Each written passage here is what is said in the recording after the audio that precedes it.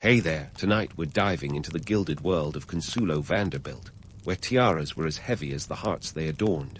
The reality is, her life was far from the fairy tale you'd expect.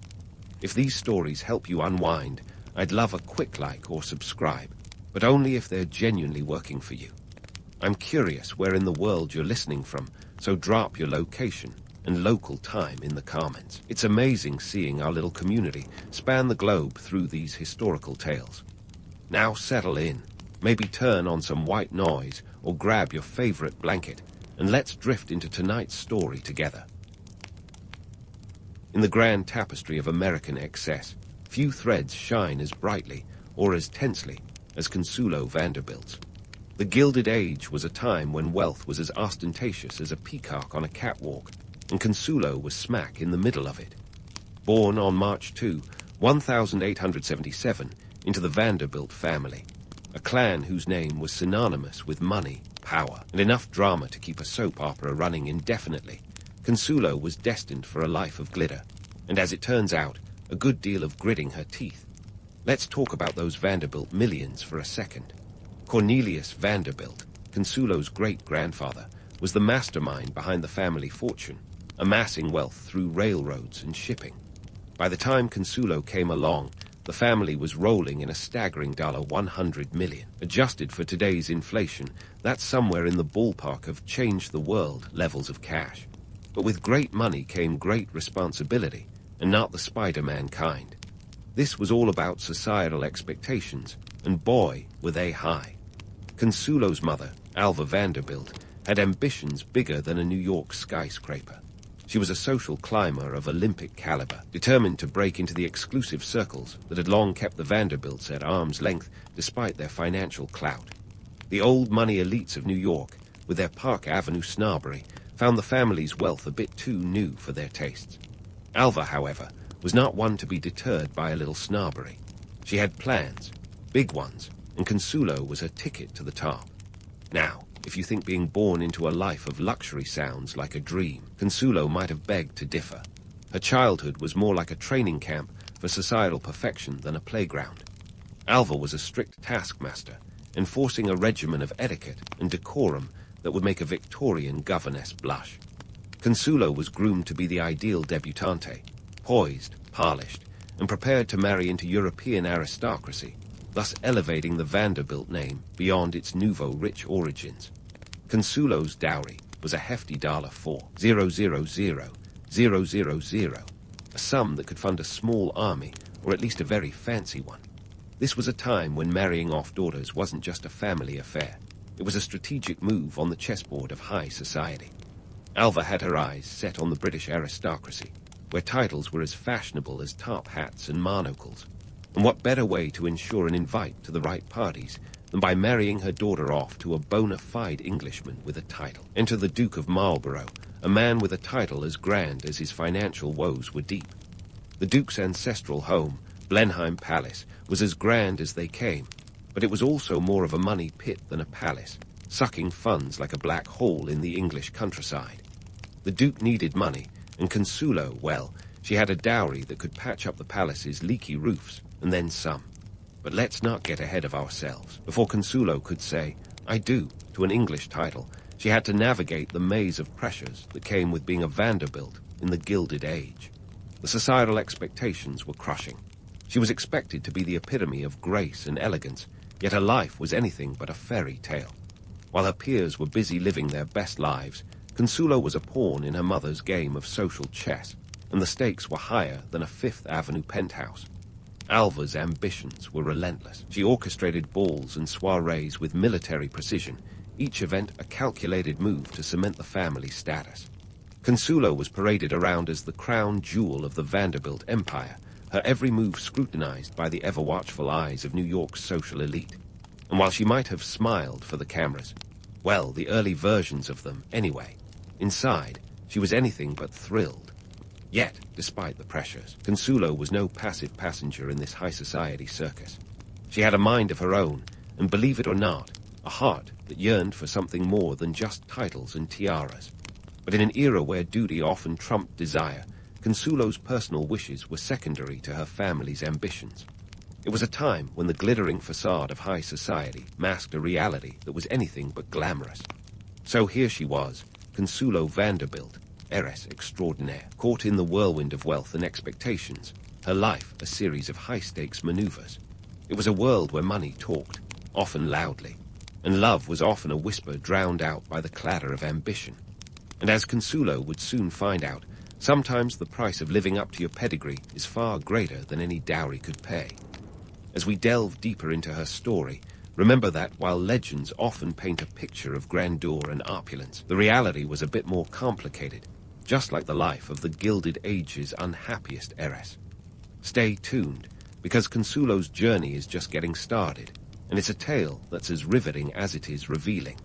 And so it was, Consuelo Vanderbilt found herself at the epicenter of one of history's most notorious matrimonial mergers. When the 9th Duke of Marlborough came knocking, or perhaps more accurately, when Alva Vanderbilt came knocking at his door with a checkbook in hand, it was less Cupid and more Wall Street. This was a strategic alliance that would make even the most hard-nosed corporate lawyer nod in approval. For the Duke, marrying Consuelo was like hitting the jackpot in a high-stakes game of aristocratic poker, where her $2, $5 million dowry, about $75 million today, was the ace up his sleeve. The wedding, held on November 6, 1895, was the social event of the decade, with a price tag that could rival the GDP of a small country. Imagine the scene. St. Thomas Episcopal Church in New York City, decked out in floral arrangements that could have funded a botanical garden. The guest list was a veritable who's who of the Gilded Age, with more tiaras and tuxedos than you could shake a silver-tipped cane at. Consuelo's wedding dress alone was the stuff of bridal legend. Silk satin with a 5-yard train, embroidered with pearls and silver thread. A gown so opulent it made Cinderella's look like something from the clearance rack. But behind the dazzling spectacle, the reality was less fairy tale, more cautionary tale. Consuelo, the reluctant bride, reportedly cried through much of the ceremony, her tears hidden behind a veil thicker than the pretense of matrimonial bliss. The marriage was, at its core, a transaction. The Duke got his much-needed infusion of Vanderbilt cash to patch up Blenheim Palace, and the Vanderbilts got the social cachet they craved. It was a win-win for everyone except, perhaps, the bride and groom. You see, Consuelo and the Duke were about as compatible as oil and water. She was an American heiress with modern sensibilities, and he, well, he was British aristocracy through and through, with a stiff upper lip that could have been carved from marble. Their honeymoon, a grand tour of Europe, was less romance and more reconnaissance, as Consuelo found herself navigating not just the canals of Venice, but the labyrinth of European high society. Cultural clashes were inevitable, and at times, downright comedic. Consuelo, with her American forthrightness, often found herself at odds with the rigid British etiquette. Imagine her bewilderment at the endless rules of aristocratic life, where even the positioning of a teacup was a matter of grave importance. The British aristocracy, with their penchant for pomp, must have seemed like characters from a particularly dry Dickens novel. It was Downton Abbey meets the Wild West, with Consuelo caught somewhere in the middle. Despite the initial awkwardness, Consuelo adapted with the tenacity of a social chameleon. She learned to navigate the intricate dance of British aristocracy, albeit with a few missteps along the way. Her new home, Blenheim Palace, was a marvel of architecture and a nightmare of upkeep. The sheer size of the place was staggering, with over 180 rooms and 2,000 acres of grounds. It was more castle than home, and Consuelo's dowry was the financial lifeline keeping it afloat. But money can't buy happiness, as the old adage goes, and for Consuelo, this was painfully true. The marriage, while beneficial in terms of status, was fraught with personal strife. The Duke, whose primary love was his ancestral home, was more interested in renovations than romantic notions. Consuelo, meanwhile, found herself longing for a connection that transcended titles and tax brackets. Their union was emblematic of the era, a time when marriages were often more about mergers than love stories. The Gilded Age was a period of excess and extravagance, where million-dollar weddings were as much about spectacle as they were about securing a future. Consuelo and the Duke's marriage was the ultimate social contract, a testament to the power of wealth and title in a world obsessed with appearances. Yet, beneath the veneer of grandeur, there was a woman yearning for something more. Consuelo was a pioneer in her own right, a woman who would go on to champion social causes and carve out a legacy beyond her gilded cage. But for now, she was the Duchess of Marlborough, a title that came with its own set of chains, as heavy as the jewels she wore.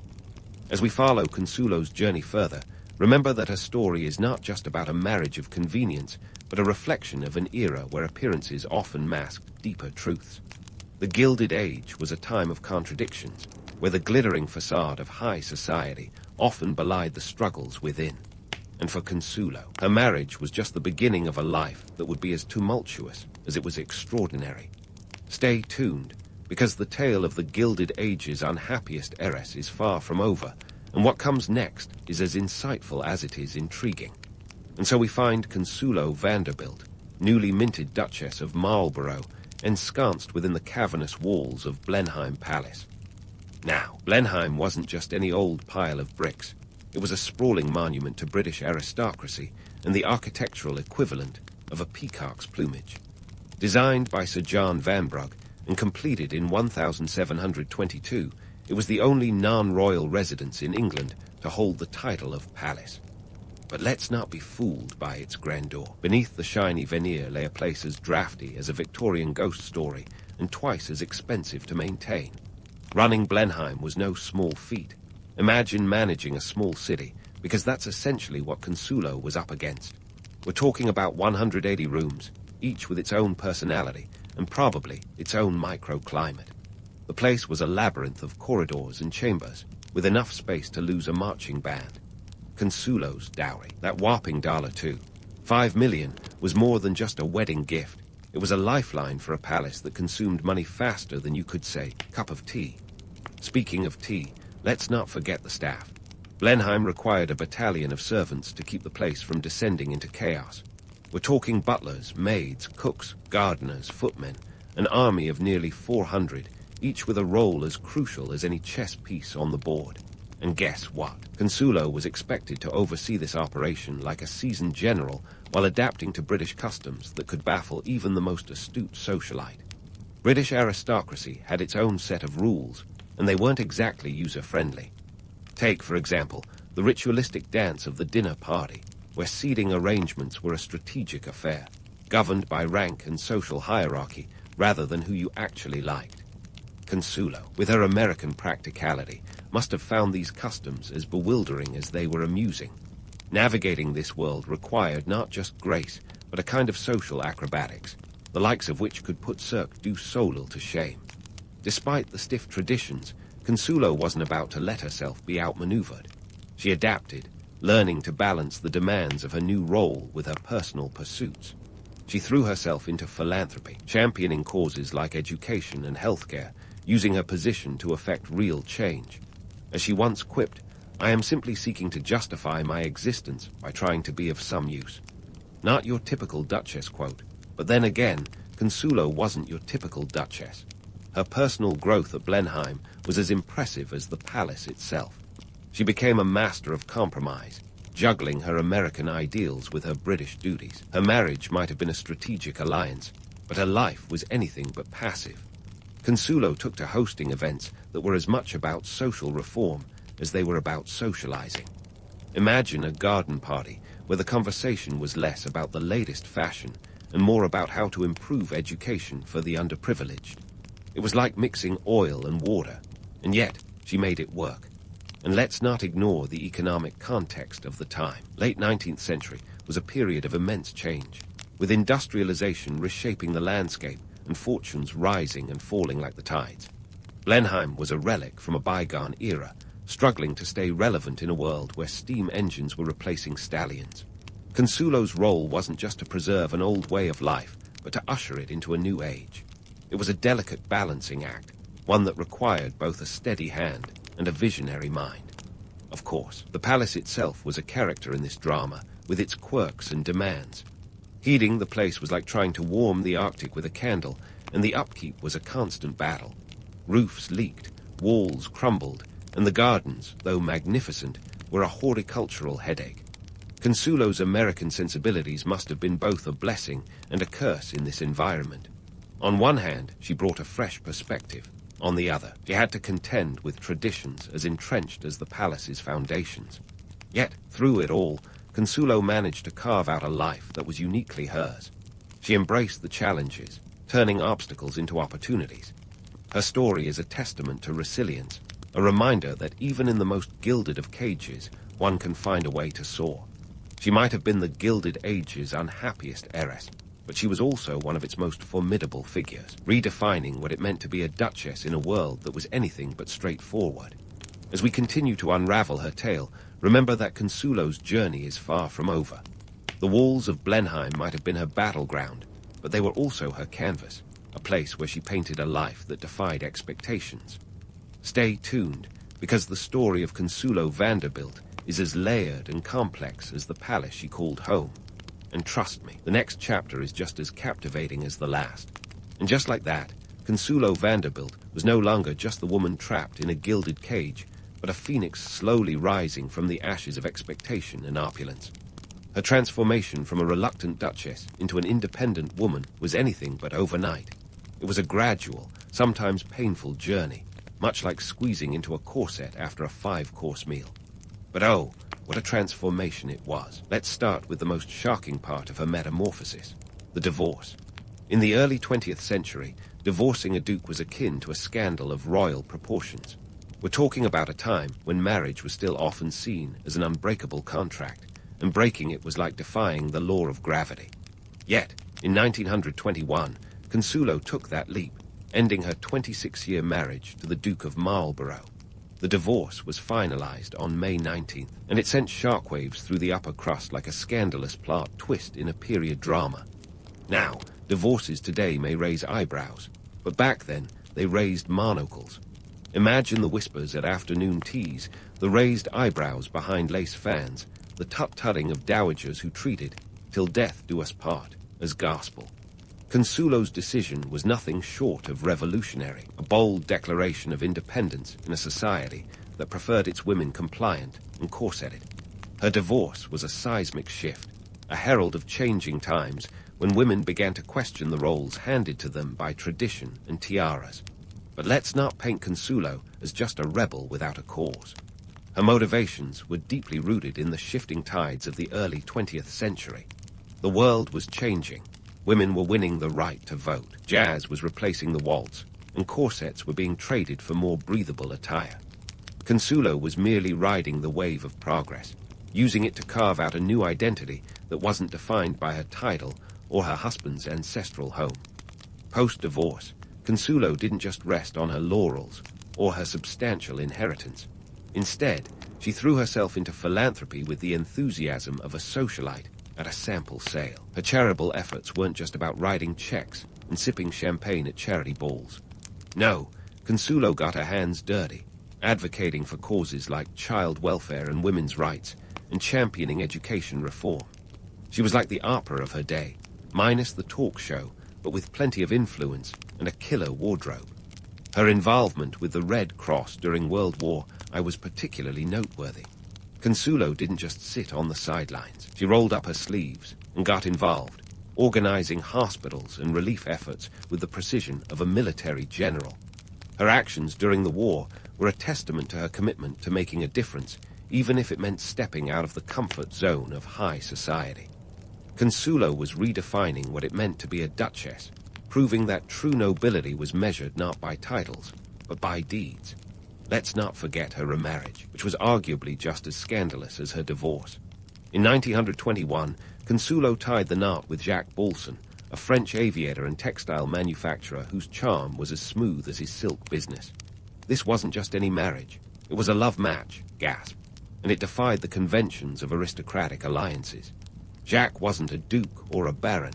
He was a self-made man, an adventurer with a taste for the skies, and a spirit as free as Consuelo's own. Together, they settled in France, away from the prying eyes of English high society and the relentless demands of Blenheim. Their home, a villa in the French Riviera, was a far cry from the sprawling halls of the palace, but it was a place where Consuelo could finally breathe. With Jacques, she found the companionship and respect she'd longed for, a partnership based on mutual admiration rather than social maneuvering. It was a fresh start, a new chapter that allowed Consuelo to live life on her own terms. The economic context of this period can't be ignored. Post-World War I, Europe was undergoing a tectonic shift. The old world of aristocratic privilege was crumbling, replaced by a society where merit and money increasingly held sway. Consuelo's transformation mirrored this broader change, as she cast off the constraints of her title and embraced a new identity. She was part of a generation of women who were redefining their roles, not just in the gilded halls of power, but in the world at large. Consuelo's journey from duchess to independent woman was emblematic of the era's broader social transformations. Her life was a testament to the power of reinvention, a reminder that even amidst the constraints of tradition, one can find a way to break free. She was the Gilded Age's unlikely feminist icon, a woman who challenged the status quo with grace, courage, and a touch of rebellion. And yet, her story is far from over. Consuelo's influence extended beyond her lifetime, leaving a legacy that reshaped the social landscape. Her life offers lessons in resilience, courage, and the enduring power of self-determination. But as we prepare to dive into the final chapter of her saga, remember this.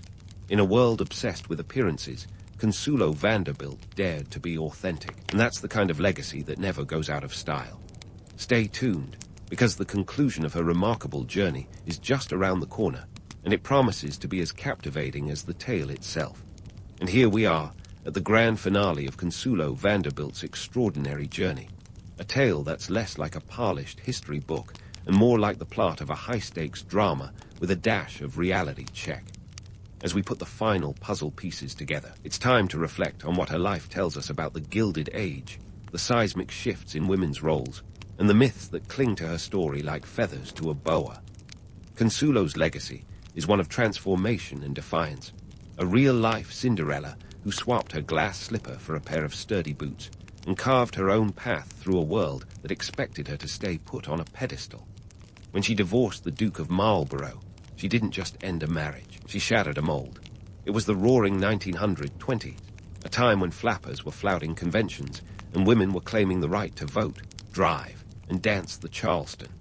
Consuelo was a harbinger of this change, a woman who chose independence over the gilded cage, a move that was as bold as it was scandalous.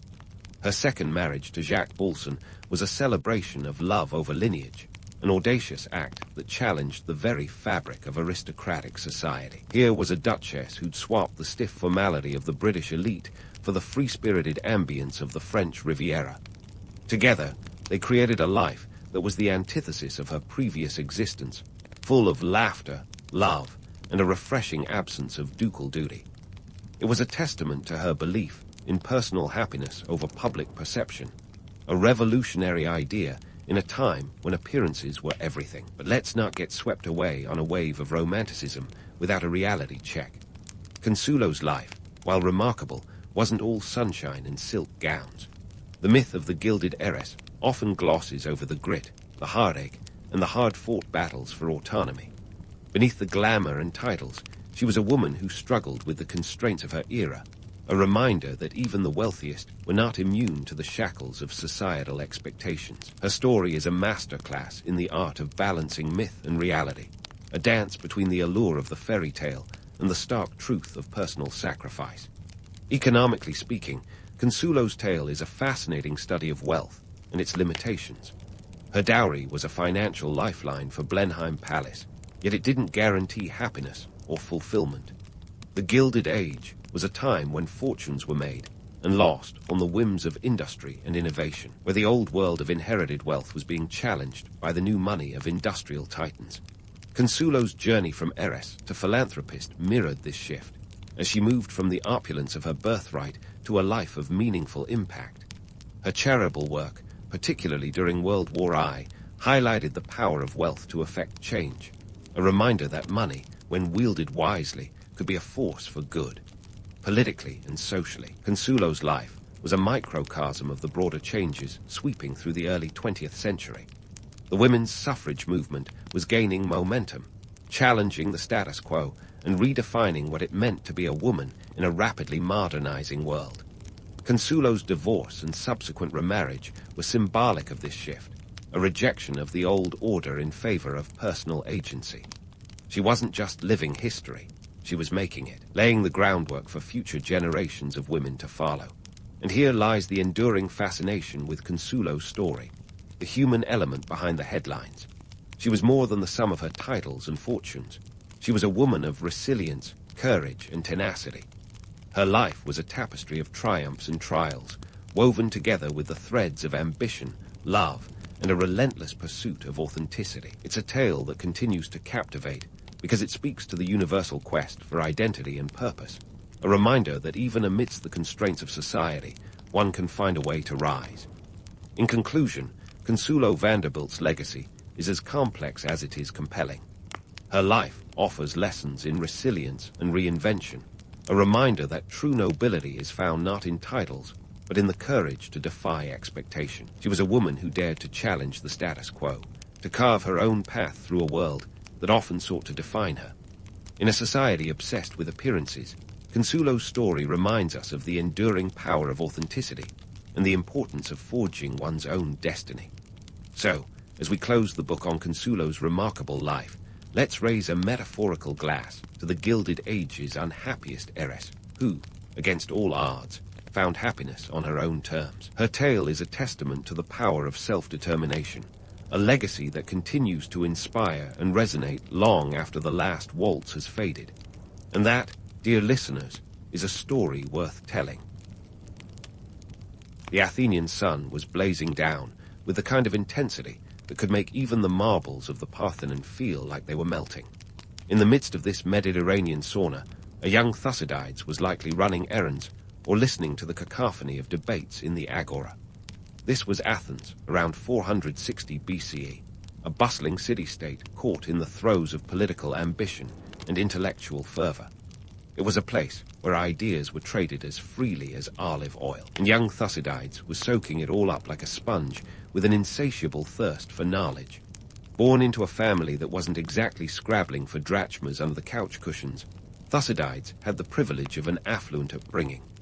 His father, Arlorus, was a Thracian aristocrat, which meant they probably weren't dining on stale bread and olive pits.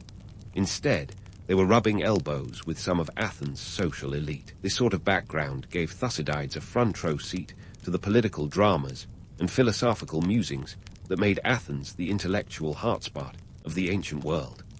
Now, let's talk about the education that thrust young Thucydides headlong into the realm of history and thought.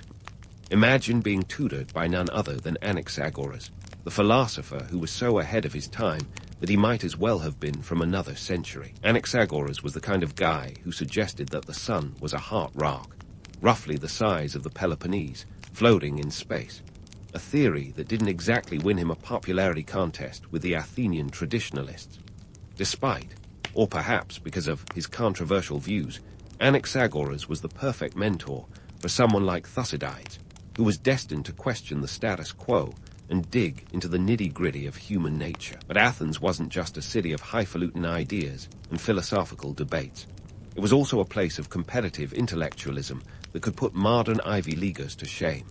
Picture a city where every citizen, regardless of their actual expertise, had an opinion on politics, philosophy, or the latest play by Euripides.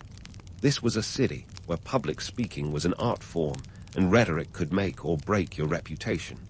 In this environment, Thucydides honed his skills, learning not just to observe, but to analyze and articulate. He learned that history wasn't just about recounting events, but understanding the forces behind them.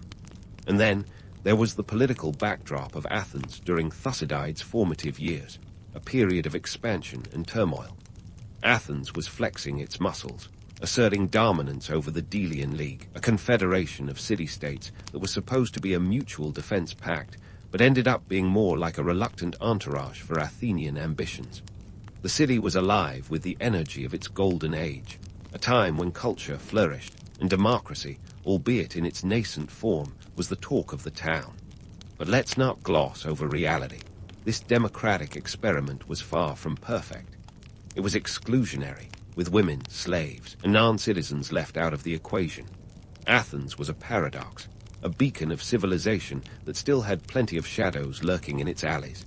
In this environment, Thucydides was marinating in the complexities of human nature, power, and politics.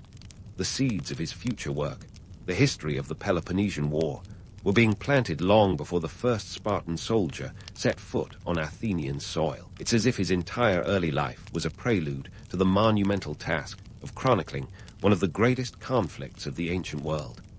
As Thucydides grew, so did his understanding that history was more than a series of events. It was a tapestry woven with the threads of human ambition, folly, and resilience.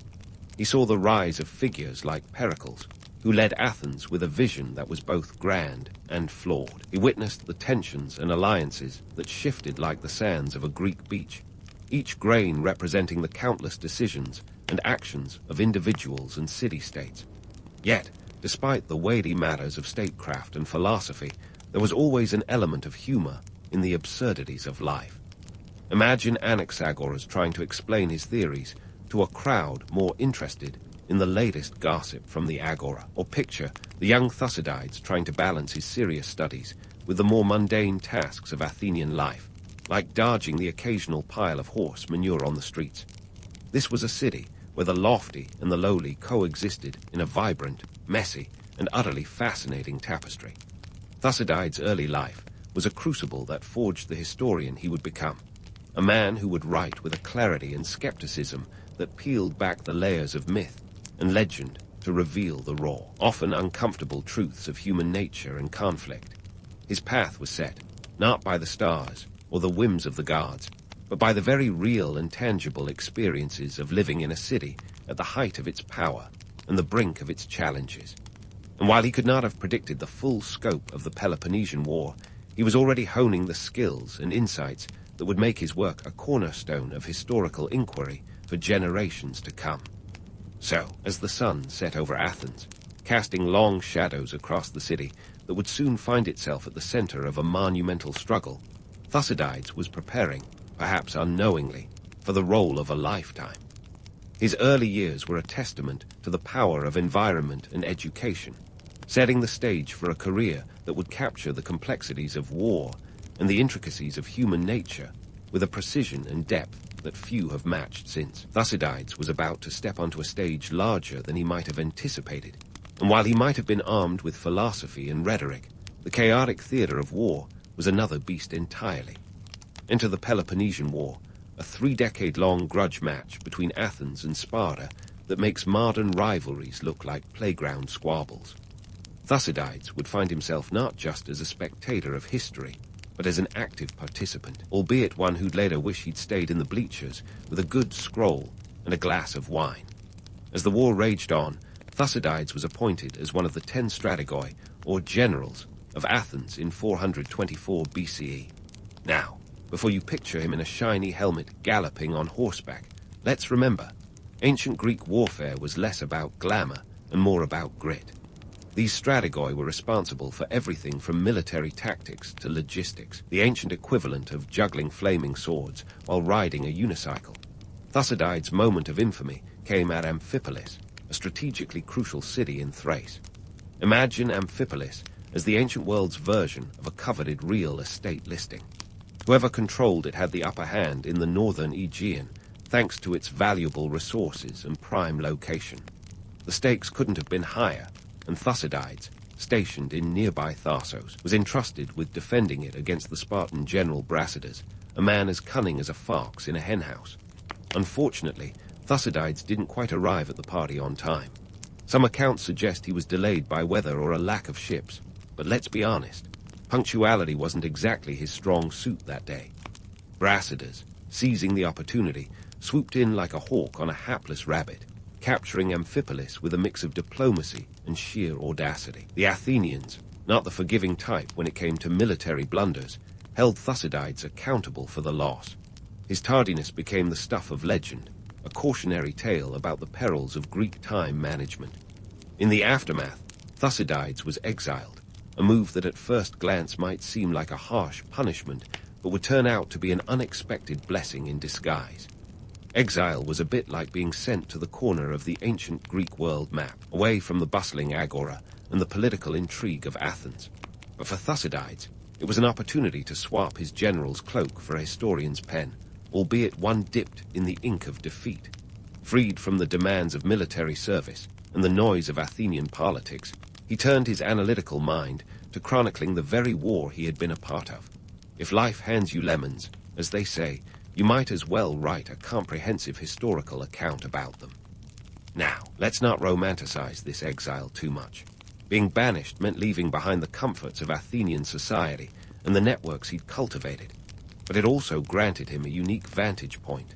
From this new perch, Thucydides could observe the war's unfolding events with a degree of detachment, seeing not just the battles, but the broader human condition that fueled them.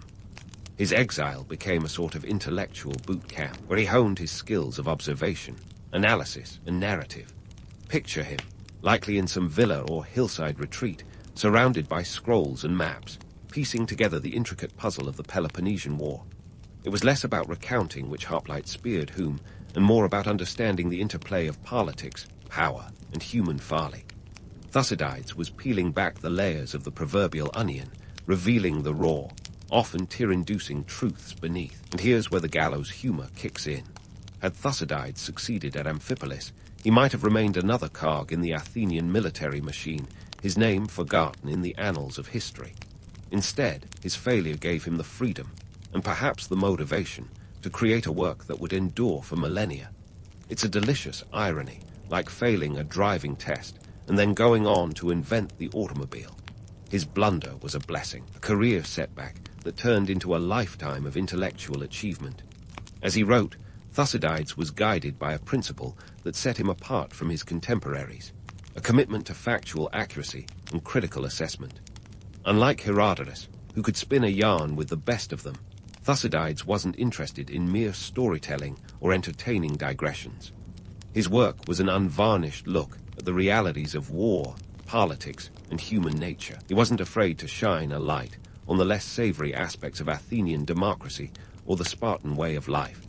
To Thucydides, history was not just a chronicle of events, but a study of human behavior, a mirror reflecting our ambitions, fears, and failures. In his exile, Thucydides could see the war not as a series of isolated incidents, but as a complex tapestry woven from the threads of human ambition and folly. He understood that the war was as much about the clash of ideologies as it was about territorial disputes. Athens, with its democratic ideals, and Sparta, with its militaristic society, represented two sides of a philosophical coin, each convinced of its own superiority. The conflict was a test of wills, a battle not just for land, but for the soul of Greece itself. Thucydides' work was groundbreaking for its time, not least because he eschewed divine intervention as an explanatory tool. While others might have credited Athena or Ares with tipping the scales of battle, Thucydides focused on human agency. He understood that the gods of Mount Olympus were more likely to be invoked as a convenient excuse than as actual participants. His keen eye for detail and his refusal to sugarcoat the truth gave his history a timeless appeal, making it as relevant to modern readers as it was to his contemporaries. Thucydides' exile, then, was not a period of resignation, but of reinvention. It was a time when he could step back from the immediate chaos of war and consider the broader implications of its events. He became not just a historian, but a philosopher of history, one who asked not only what happened, but why it happened. His exile was a gift, though wrapped in the harsh paper of failure, and his work would serve as a blueprint for future generations seeking to understand the complex dance of power and politics. So, while Thucydides might have been exiled from Athens, he was hardly exiled from relevance. His pen became mightier than any sword he could have wielded on the battlefield. In the theater of history, his role was no longer that of a supporting actor, but of a playwright crafting a narrative that would endure long after the last Spartan had laid down his shield. As we leave Thucydides in his period of exile, penning his observations with the meticulous care of a master craftsman, we can appreciate the irony of his situation. His military blunder at Amphipolis might have been a personal defeat, but it was a victory for history, a reminder that sometimes our greatest setbacks can lead to our most profound successes. With this newfound perspective, Thucydides would continue to unravel the complexities of the Peloponnesian War, offering insights that resonate with us even today. His story, like the war itself, was far from over. Stay tuned, because the saga is just getting started. Now, let's dive into the nitty-gritty of how Thucydides, booted out of Athens with nothing but his ambition and a keen eye for detail, redefined the art of history. If the Peloponnesian War was the blockbuster, Thucydides was the rogue director who decided to shoot in gritty realism instead of the glossy heroics that were all the rage. Unlike the other historians of his time, he wasn't interested in regaling his audience with tales of divine intervention or mythical beasts. No, sir, Thucydides was all about the facts, and his approach was as groundbreaking as discovering Wi-Fi in a Starbucks. So how did he do it? Well, first off, Thucydides was a stickler for first-hand accounts. This guy was like the original investigative journalist, minus the press pass and Twitter following. He relied on eyewitness testimonies, which was a bit like playing an ancient game of telephone, except Thucydides was determined to cut through the static. He wasn't just asking people what they saw. He was interrogating them like a detective from a noir film, piecing together narratives that made sense of the chaos. This commitment to primary sources was revolutionary for the time. While Herodotus was busy spinning yarns about giant ants that mined gold, Thucydides was grilling his sources with the intensity of a prime-time TV lawyer. But let's not pretend Thucydides was just a sponge for other people's stories. He was also an astute observer of human nature, and he didn't shy away from calling out the less savory aspects of the leaders he wrote about. Take Pericles, for instance, the Athenian statesman who seemed to have one foot in the world of grand vision and the other in the quicksand of reality. Thucydides admired Pericles' strategic mind, but didn't gloss over his missteps and relentless ambition. It's this duality that makes Thucydides work so compelling. He didn't just chronicle what happened. He dissected why it happened, laying bare the motivations and machinations that simmered beneath the surface. And then there were the speeches. The speeches. Thucydides was like a playwright in this regard, crafting orations that captured the essence of the moment, even if the words weren't verbatim. When he put words into the mouths of leaders, he wasn't pulling them out of thin air. Instead, he synthesized the spirit of the times and the personalities involved. His account of Pericles' funeral oration, for instance, is a masterclass in rhetoric. It's a eulogy that doubles as a patriotic pep talk, extolling the virtues of Athens while subtly reminding the audience that, hey, maybe all this glory comes with a price. It's like Thucydides was saying, look, I know you love the sizzle, but don't forget the steak might be a little overcooked. Now, let's talk about his sources. Unlike Herodotus, who seemed to think every tavern tale was fit for print, Thucydides was discerning. He cross-examined his sources like a seasoned prosecutor, keen to separate the wheat from the chaff. This was no small feat in an era where news traveled slower than a tortoise in molasses. And let's not forget the ancient equivalent of fake news, rampant rumors and exaggerated accounts that could make even the most gullible listener roll their eyes. Thucydides knew that even the most honest witness could be prone to embellishment or bias, so he approached his sources with a healthy dose of skepticism. Economically speaking, understanding the war also meant understanding the resources fueling it. Thucydides didn't just tally ships and soldiers. He looked at the economic engines that powered the conflict. He was keenly aware of the financial strain that war placed on Athens, a city that was burning through its coffers like a gambler on a losing streak. The Delian League, which was supposed to be a cooperative defense pact, had its treasury looted by Athens to fund its grandiose ambitions. Thucydides saw this as a cautionary tale, a reminder that economic might was as crucial as military prowess. If Thucydides had a superpower, it was his ability to connect the dots. He wove a tapestry that was as complex as it was comprehensive, showing how political decisions, personal rivalries, and economic pressures were all interconnected. He didn't just tell you that Athens lost. He showed you the myriad reasons why. It was a bit like watching a master chef at work, blending ingredients that seemed disparate into a dish that was both enriching and enlightening. Of course, Thucydides' rigorous methods didn't mean he was infallible. He had his biases, like any historian, and his Athenian pride sometimes peeked through the cracks. But his commitment to accuracy and his analytical approach set a new standard for historical writing. He wasn't just chronicling events. He was laying the groundwork for a new understanding of history as a discipline. Thucydides' work reminds us that history is not just a parade of dates and battles. It's a living, breathing study of human nature, a mirror reflecting our best and worst selves. His narrative was a mosaic of human ambition, fear, and folly, crafted with the precision of a sculptor chipping away at marble. And while the Peloponnesian War might have been a gruesome spectacle, Thucydides' account of it is a masterpiece that continues to resonate with readers today. So, as Thucydides scribbled away in his exile, crafting a history that would outlast empires, he was doing more than writing about a war. He was capturing the essence of human conflict in all its messy, complex glory. His work was not just a record, but a revelation, a testament to the power of inquiry and observation. It's a reminder that sometimes the truth is stranger and far more compelling than fiction. And with that, Thucydides set the stage for the next act in his epic tale, a saga that's far from over and as timeless as the human condition itself. And so, with Thucydides' pen dancing across papyrus, let's dive into the world where history wasn't just a list of battles, but a mirror reflecting the messy dance of human nature and political maneuvering. You see, Thucydides wasn't just chronicling a war. He was dissecting the human condition like a surgeon with a scalpel, revealing the raw nerves of power and ambition. He wasn't just writing history. He was crafting a philosophical treatise on the folly of leadership and the timeless dance of power dynamics. And that's where the real fun begins. Take, for instance, his analysis of the balance of power. Thucydides was one of the first to recognize that nations, like people, are driven by fear, honor, and interest. He understood that power was the currency of international relations, long before political scientists coined the term realpolitik.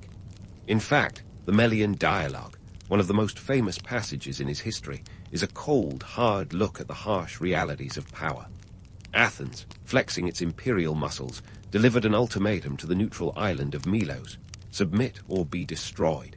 The Melians, clinging to their ideals of justice and independence, chose defiance.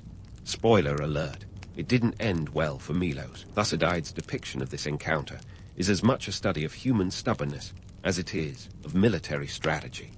It's a reminder that while ideals are noble, they often crumble under the weight of brute force. But don't think Thucydides was all doom and gloom. He also had a keen sense of irony, which he wielded like a finely honed blade. He saw the tragic comedy in leaders who were blind to their own hubris, marching confidently into disasters of their own making. Take the Sicilian expedition, for example, a grandiose Athenian attempt to conquer Sicily, which ended in one of the most spectacular military fiascos in history. Thucydides didn't just record the facts. He exposed the arrogance and folly behind the Athenian decision-making. It was like watching a slow-motion train wreck, complete with leaders who ignored sound advice in favor of delusions of grandeur. The result: Athenian forces were decimated, and the empire was left reeling from the blow. Thucydides' account is both a cautionary tale and a darkly humorous reminder that sometimes the biggest threats come not from without, but from within. Now, let's talk about Thucydides' impact on political thought. His insights into human nature and power dynamics have echoed through the ages, influencing everyone from Machiavelli to modern-day political theorists. His work is a masterclass in the realities of leadership and the perils of unchecked ambition. Thucydides understood that leaders are often their own worst enemies, undone by their inability to see beyond their immediate desires. He knew that the veneer of civilization could be stripped away in an instant, revealing the primal instincts that lurk beneath the surface.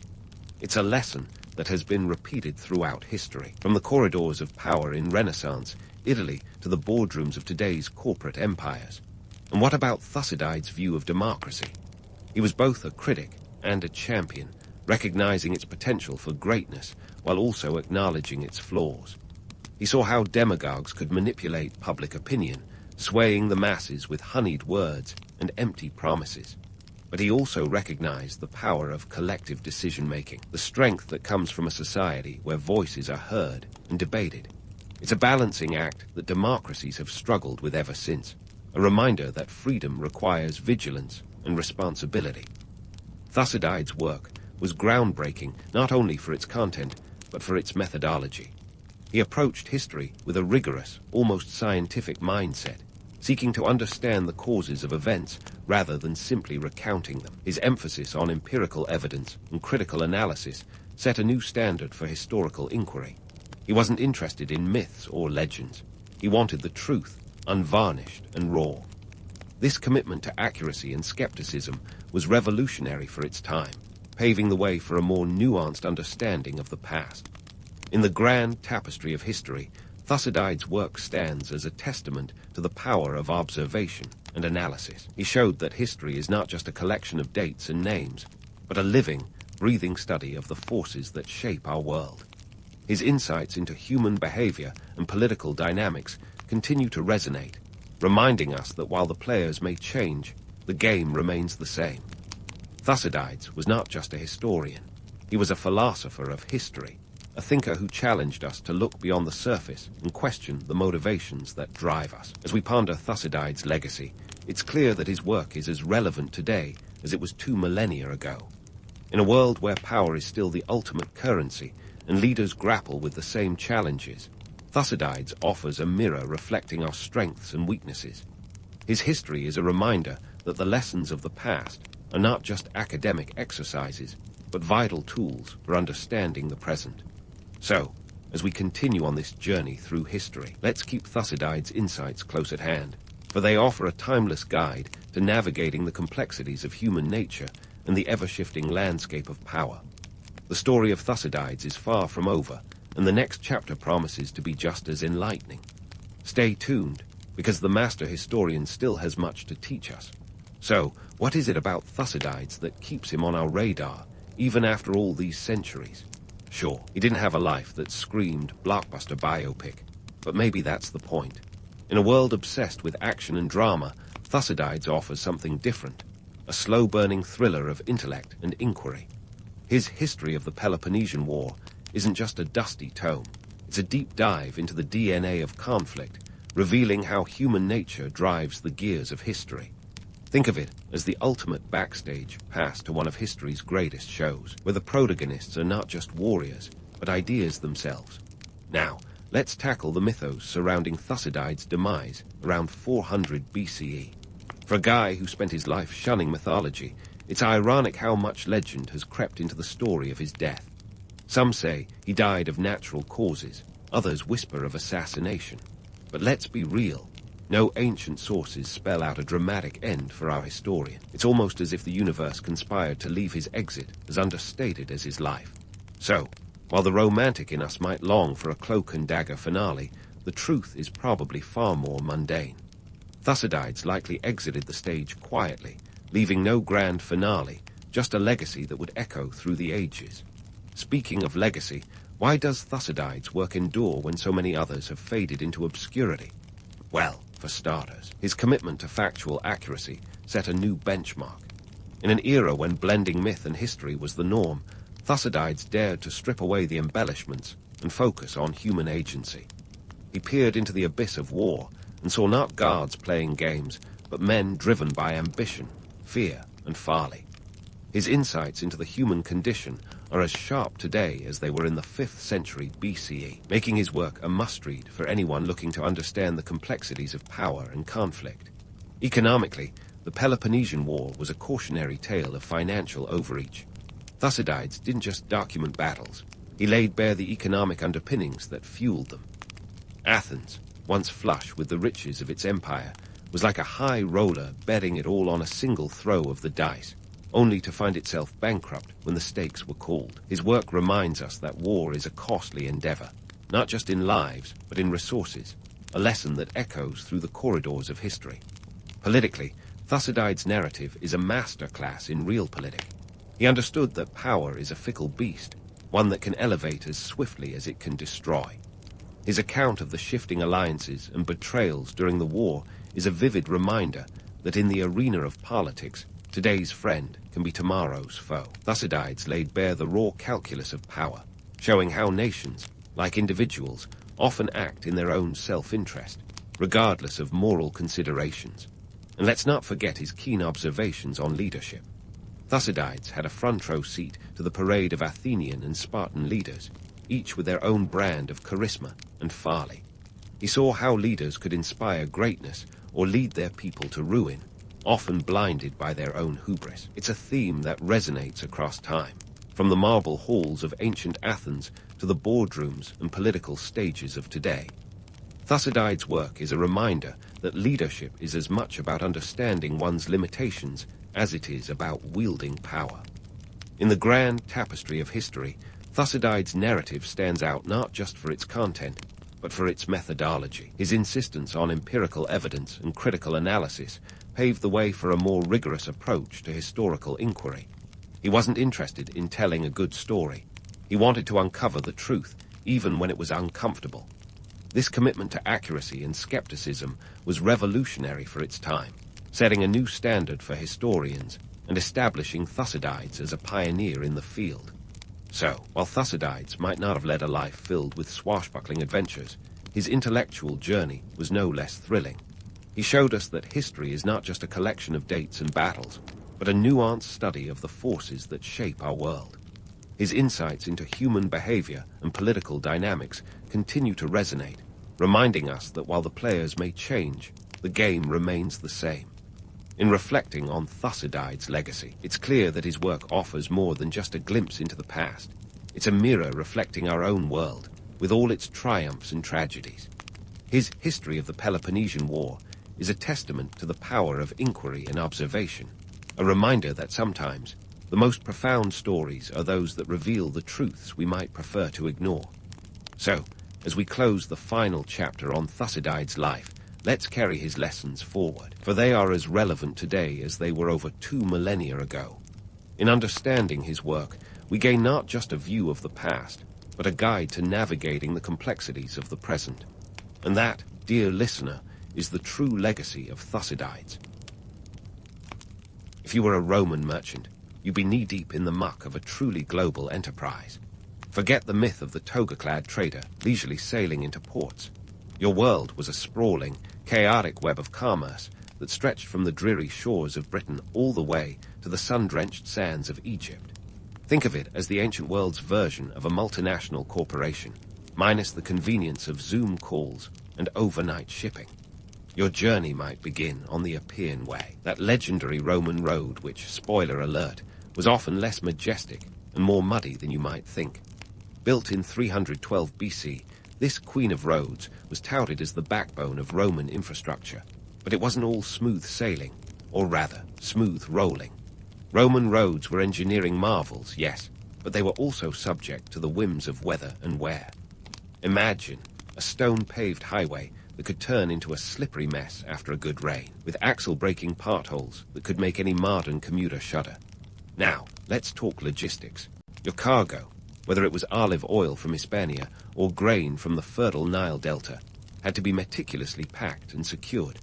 This wasn't just a quick trip to the local market. We're talking about a journey that could span hundreds, even thousands of miles.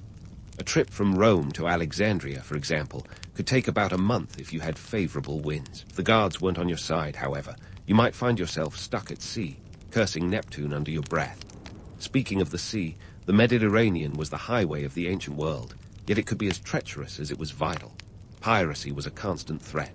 Think Johnny Depp, but with fewer teeth and more murderous intent. To protect your investment, and yourself, you might have to pay for military escorts or travel in convoys.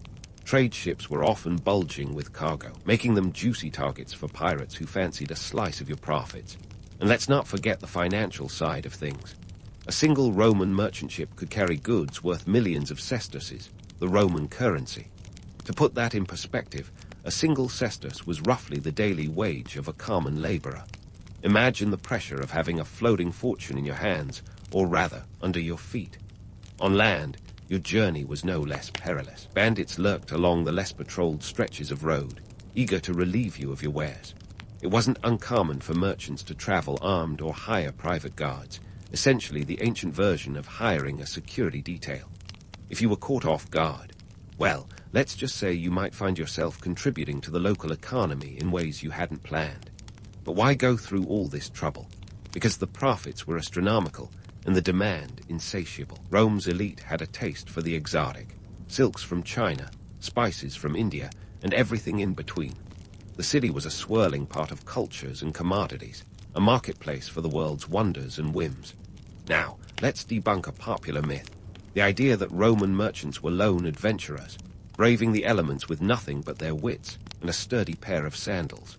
In reality, these voyages were often the result of meticulous planning and significant financial backing. Wealthy patrons or merchant syndicates frequently funded these trips, sharing the risk and the reward. If you were a merchant, you were more of an entrepreneur, part of a complex network that relied on both connections and cunning. And yet, for all its risks, Roman trade was the lifeblood of the empire. It brought wealth and diversity, fueling the very engine of Roman expansion and political power. So, as you jostle along a dusty road or sway on a creaking ship, remember, you're not just moving goods. You're part of a grand narrative, a story of ambition and adventure that helped define an era. So, while the romantic image of you as a lone trader, heroically forging a path through the ancient world is appealing, the reality was much different. You were part of a vast machine, one that required not only courage, but also a keen sense of business acumen and a healthy dose of pragmatism. And with every step you take, whether it's on the slippery stones of the Appian Way or the rocking deck of a Roman galley, you're navigating the complexities of an empire built on trade, one deal at a time. But let's not get too swept away by the grandeur of Rome's trading triumphs just yet. Sure, you might be a cog in the empire's mighty economic engine, but that doesn't mean it's all feasts and festivals. The economics of Roman trade was less about Silk Road riches and more about balancing on a tightrope over a financial abyss, with a sack of denarii as your safety net, or lack thereof. First, let's talk numbers. The cost of doing business in ancient Rome could make today's startup costs look like pocket change. Take transportation, for instance. A single donkey, your basic beast of burden, could set you back around 500 denarii. To put that in perspective, that was equivalent to a month's salary for a Roman soldier. So, if you were planning to transport your goods over land, you better have had a small army of donkeys, and the salary to match. And don't even get me started on camels. These so-called ships of the desert commanded a price tag that could make even the most seasoned merchant wince.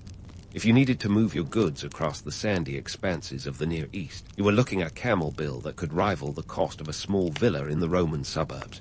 In other words, you needed to be rich just to pay the moving fees. Now, here's where it gets interesting. Roman merchants weren't just bumbling around with sacks of coins and hoping for the best. They had to be as sharp as a gladius when it came to managing risk. One strategy was the use of societies, essentially trade partnerships. By pooling resources and sharing risks, merchants could afford the staggering costs of transportation and minimize the impact of potential losses. Think of it as the ancient world's version of venture capital, except instead of pitching your startup idea, you were pitching your plan to haul amphorae of wine across the Adriatic. Insurance was another clever trick up their toga sleeves. Yes, you heard that right. Ancient insurance. Traders would pay a premium to insure their cargo against loss at sea. If your goods ended up in Neptune's Larker rather than the bustling markets of Astia, you could at least recoup some of your losses. This wasn't quite the comprehensive coverage you might expect from Allstate, but it was better than nothing. Speaking of the sea, let's debunk the myth of the Silk Road riches.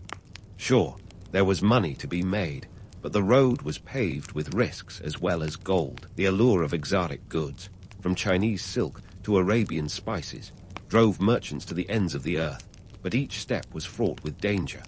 Bandits, pirates, and treacherous terrain were constant companions. The margins could be razor thin, and one bad trip could wipe out your profits faster than you could say, caveat emptor. And let's not forget the Romans' love for tariffs and taxes.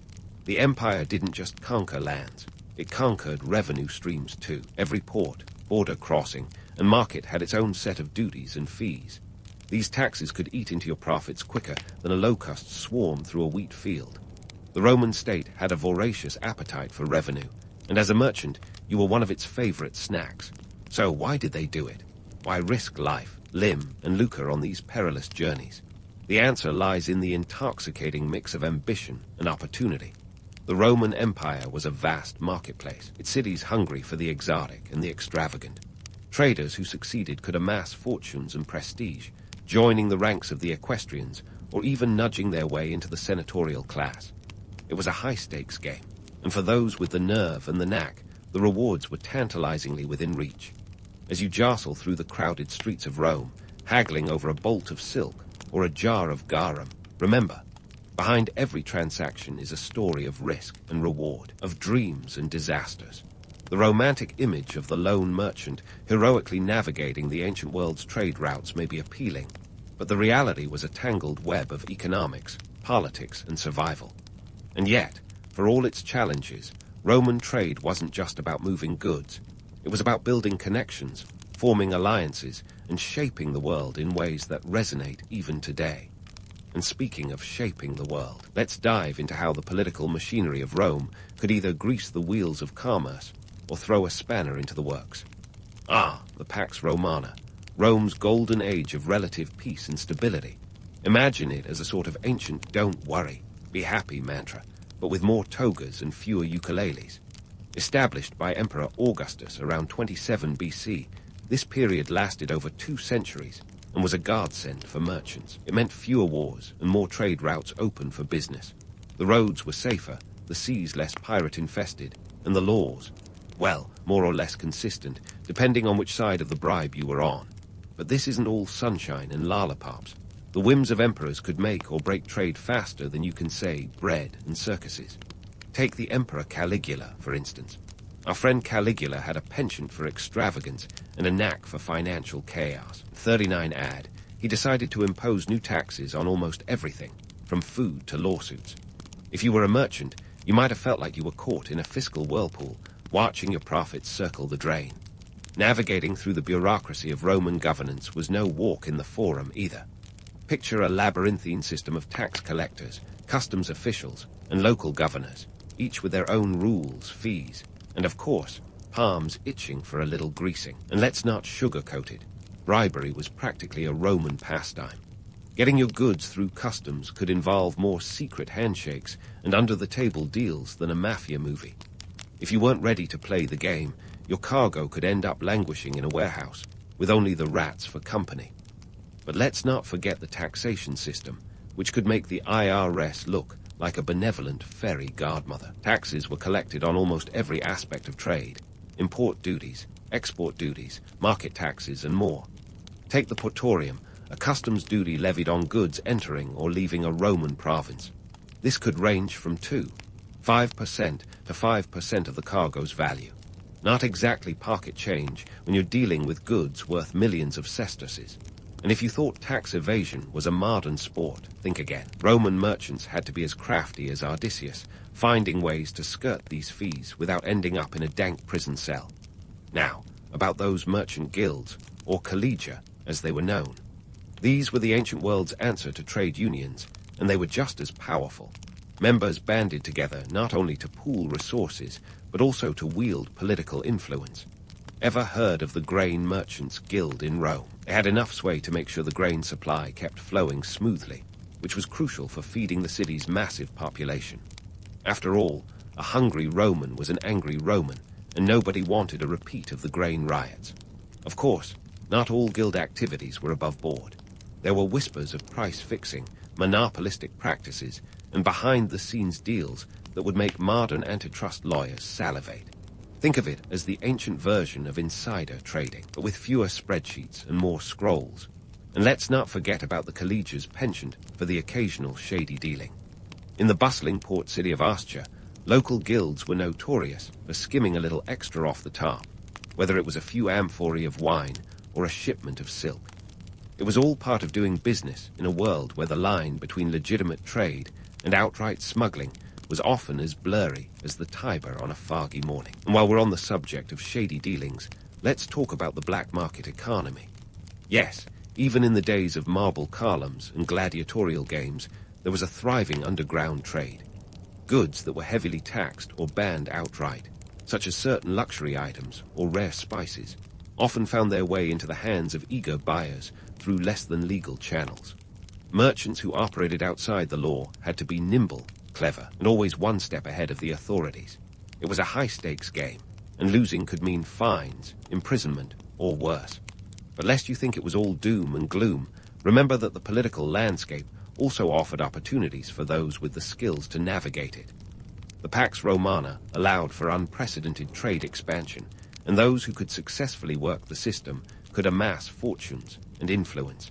If you were savvy enough to curry favor with the right officials, you might find yourself with a lucrative contract supplying goods to the Roman legions, or an exclusive license to import rare commodities. So, while Rome's political machinery could be as capricious as the gods themselves, it also laid the groundwork for an economic engine that fueled the empire's growth and prosperity. And for the merchants who dared to play the game, the rewards were as vast as the empire itself. Yet, the tale of Roman trade is far from over. We've only begun to scratch the surface of this intricate web of commerce, politics, and human ambition. Stay tuned as we delve deeper into the world of Roman merchants, where the stakes are high, the risks are real, and the stories are as rich and varied as the goods that filled the bustling markets of the ancient world. As we peel back the layers of Roman commerce, we find a fascinating tapestry of social dynamics and personal stories interwoven with the cold numbers of trade. Take family businesses, for instance. You might envision them as quaint mom-and-pop operations, but in the Roman world, they were more like mini-conglomerates.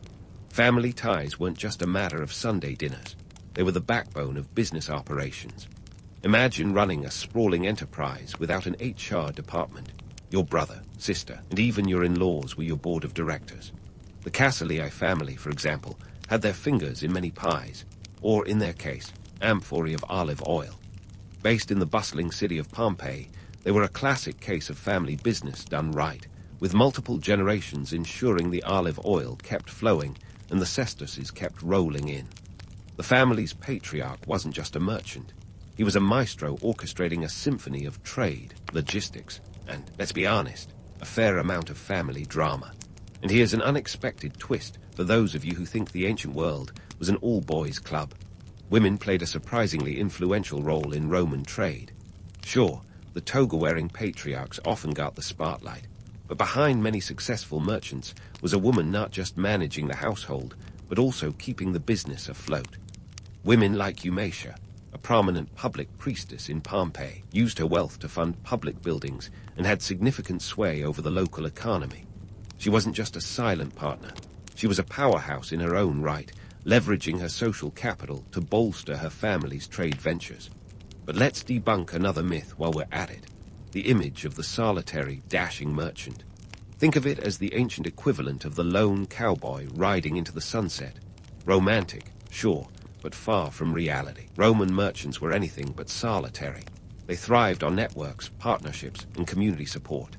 These weren't isolated adventurers. They were members of a tight-knit community where everyone knew everyone else's business, literally. If you were a merchant, you might have been part of a collegium, a trade guild that provided not just business connections, but also social support. These guilds were a blend of modern-day chamber of commerce and a fraternity house, with a dash of secret society thrown in for good measure. Being part of a collegium meant you had allies to lean on when things got rough, whether it was pooling resources for a big shipment or gathering intelligence on the latest tax hikes. And let's talk about partnerships. In the Roman world, business partnerships weren't just legal contracts. They were personal alliances. Merchants often joined forces with others to share the risks and rewards of trade. These partnerships were as crucial as a good pair of sandals, allowing merchants to tackle larger ventures they couldn't manage alone. It was a bit like forming a band. Each partner brought their own expertise, and together they could rock the trade routes of the Mediterranean. Now, let's address the elephant in the room: trust. In a world without credit scores or LinkedIn recommendations, trust was the currency that oiled the wheels of commerce.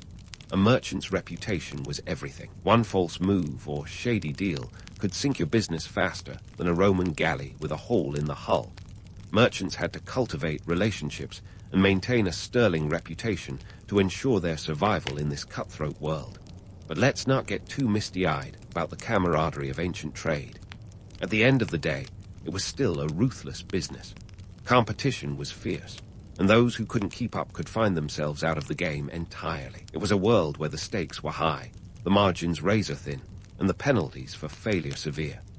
In this complex social ecosystem, merchants who succeeded were those who could navigate not just the seas and roads, but also the intricate web of human relationships. They were part of a larger story, one where individual ambition met collective enterprise, and where the personal and the professional were inextricably linked. As we dive deeper into the world of Roman commerce, remember that each transaction, each deal, was more than just a business decision. It was a reflection of the intricate social fabric that defined an era.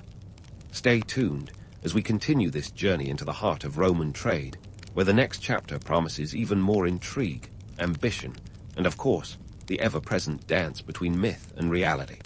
And so, here we stand at the crossroads of history and hindsight, where the bustling bazaars of ancient Rome meet the echoing corridors of modern commerce. Picture yourself wandering through the forum today, perhaps dodging the odd pigeon, and you might feel a ghostly resonance with those ancient merchants. They were the unsung architects of a global trade network that, believe it or not, still reverberates in our modern world. Let's start with the legacy of those Roman roads. The Appian Way, the darling of Roman infrastructure. While it might not have been a smooth ride back in the day, it laid the groundwork for something we now take for granted: efficient transportation networks.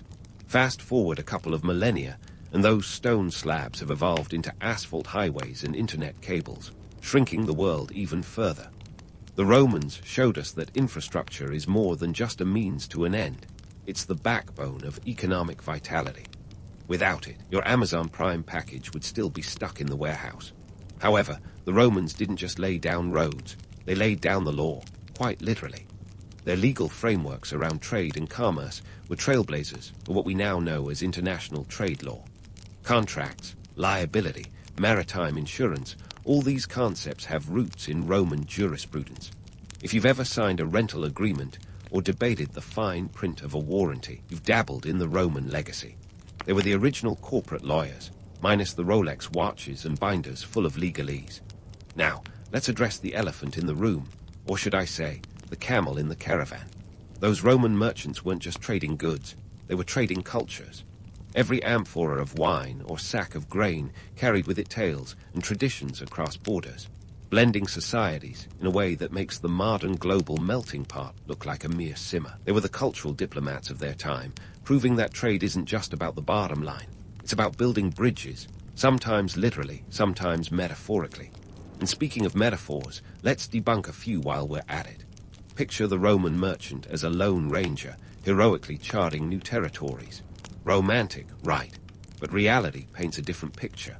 They were part of a well-oiled machine, driven by syndicates and guilds, ancient versions of corporations. These networks were the original LinkedIn, providing connections, support, and yes, the occasional backroom deal.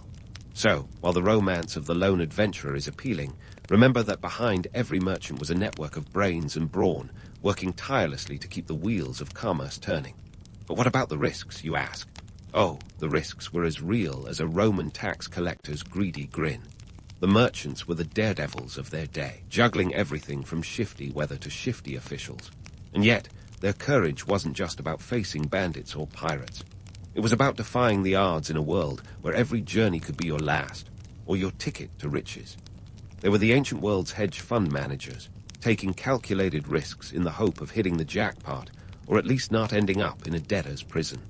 Let's not forget the bureaucracy, that perennial thorn in the side of commerce. Roman merchants had to navigate a labyrinth of taxes, tariffs, and regulations that would make any modern entrepreneur break out in a cold sweat. It was a testament to their tenacity that they managed to turn a profit at all.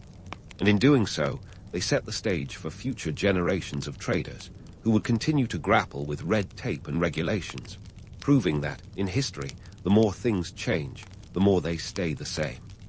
Now, onto the economics of it all.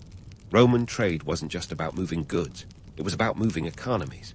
The flow of goods created a flow of wealth, which in turn fueled the engine of empire. The economic boom spurred by trade allowed Rome to build monuments, fund armies, and maintain a grip on power that lasted centuries. It's a lesson in scale that resonates even today. Trade isn't just about profit margins. It's about prosperity on a grand scale. And let's not overlook the role of women in this grand narrative. They weren't just silent partners, but active participants, shaping trade routes and economic policies. From managing estates to funding public works, women like Eumacia were the unacknowledged powerhouses of Roman commerce. Their influence challenges the notion of a strictly patriarchal society, and reminds us that history is complex, layered, and often surprising. Finally, let's wrap this up with a little humor, because what's history without a good chuckle? Imagine a Roman merchant complaining about taxes. Some things never change, right? The parallels with modern commerce are uncanny. The eternal dance between government and business, between risk and reward, continues to play out in boardrooms and markets worldwide. The Romans may have swapped togas for suits, amphorae for shipping containers, but the core challenges remain the same. So, why does all this matter? Because understanding these merchants' journeys, both the heroic and the humdrum, offers us a window into the past that informs our present. It reminds us that trade is more than a transaction. It's a tapestry of human ambition, ingenuity, and resilience. These merchants, the unsung heroes of the ancient world, laid the foundation for the global economy we know today. And as we navigate our own paths through the complexities of modern commerce, it's worth tipping our hats to those early pioneers who dared to dream big, trade wide, and leave a legacy that still shapes our world. If you've ever wondered how a civilization could thrive on a mountain range that seems better suited for goats than humans, look no further than the Inca Empire. These folks didn't just survive in the Andes. They mastered it, turning rocky ridges into a 500-mile stretch of prosperity and power.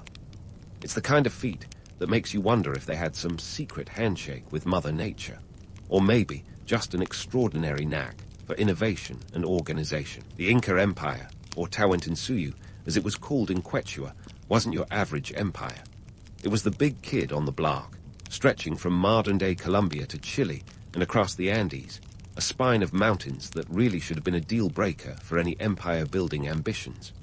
Yet, here they were, pulling off geographical gymnastics like they were designing the world's most ambitious obstacle course. Picture their territory as a vertical empire, with altitudes that went from sea level to jaw-dropping heights of over 11,000 feet. If you've ever tried running up a flight of stairs at that altitude, you'll appreciate the challenge. The Incas transformed these rugged peaks into their personal salad bowl with agricultural innovations that were, frankly, a marvel of human ingenuity. Their secret weapon, terracing. Imagine horizontal steps carved into the mountainside, each one a mini-farm that captured rainwater and maximized sunlight. It was like they turned the Andes into a giant set of bleachers, and the main event was farming. Terracing wasn't just about taming the landscape. It was a masterclass in resource management.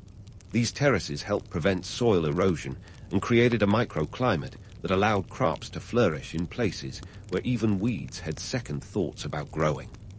Now, let's talk about the early movers and shakers of the Inca Empire, the ones who decided that living in a mountain paradise wasn't enough unless you controlled the whole neighborhood. Enter Pachacuti, the 9th Sapa Inca, which translates to something like the one who shakes the earth. With a name like that, you'd expect him to make an impression, and boy, did he. Pachacuti was less interested in sipping cocoa by the fire, and more about expanding his territory with the kind of divine mandate that would make any emperor giddy. Pachacuti's reign began around 1438, and he's often credited with transforming the Inca state into the empire it became. Think of him as the Steve Jobs of the Andes, visionary, relentless, and utterly transformative. He reorganized the government, introduced a tax system, and basically laid the foundations for an empire that would peak at an estimated population of 10 to 12 million people. Unlike Jobs, though, Pachacuti didn't have the luxury of a digital age. He was working with quippers, knotted strings used for keeping records and communication. Imagine trying to keep track of an empire with what looks like a giant cat's cradle. This empire was more than just a political entity. It was a cultural colossus. The Inca believed they were divinely chosen, a people set apart by the sun god Inti, who was conveniently also the ancestor of the ruling dynasty. This divine endorsement wasn't just for show. It was a powerful unifying force that helped justify their rapid expansion and consolidation of power. The emperor was not just a ruler. He was a living god, a status that tends to make subjects a bit more compliant.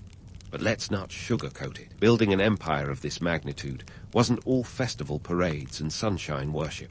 It required hard labor, and the Incas were pretty adept at getting things done.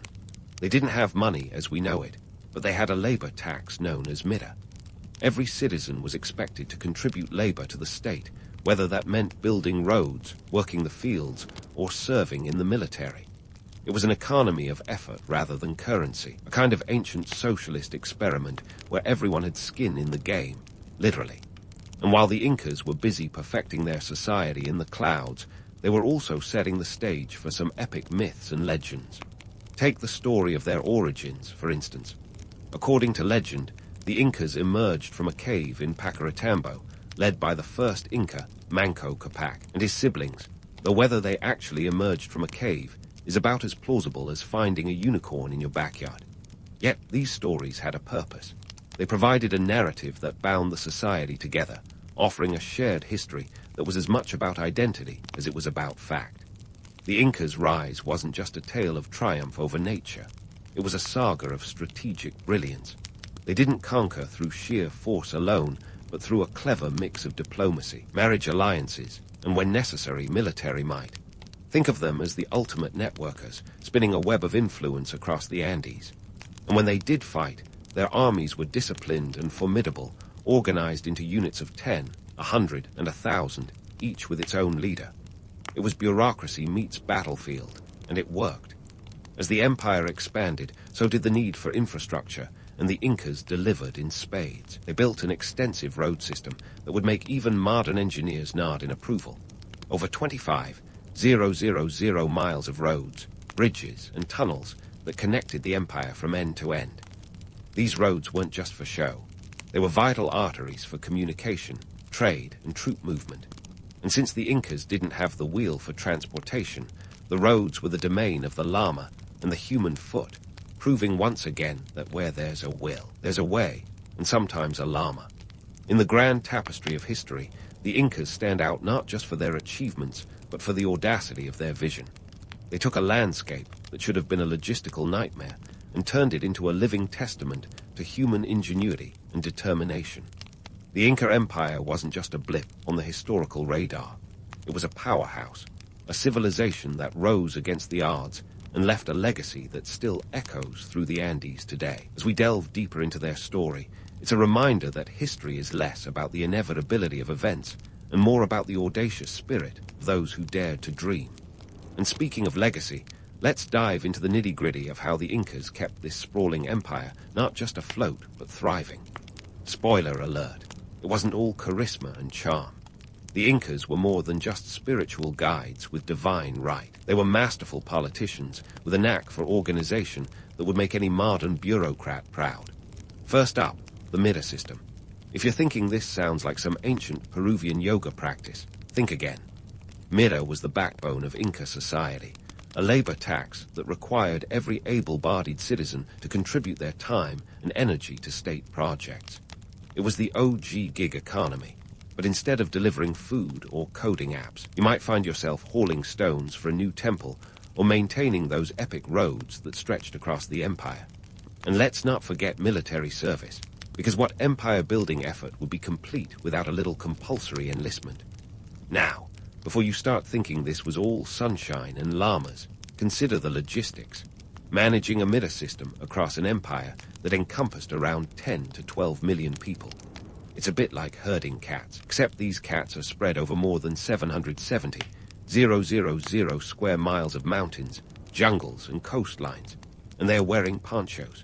The Mida was genius not just because it got things built, but because it reinforced the idea that everyone was part of something bigger than themselves. It was communal effort at its finest, though perhaps less voluntary than some might prefer. And it's not just infrastructure that Mida built, it was also a tool of political control.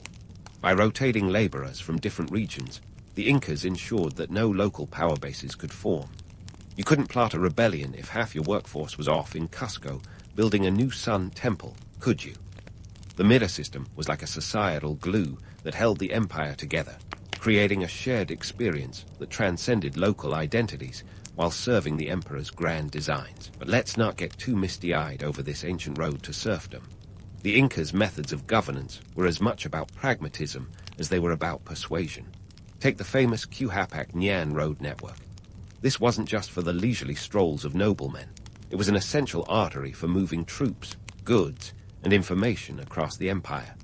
Over 25,000 miles of roads, constructed without the wheel, mind you, were the veins that kept the body politic alive.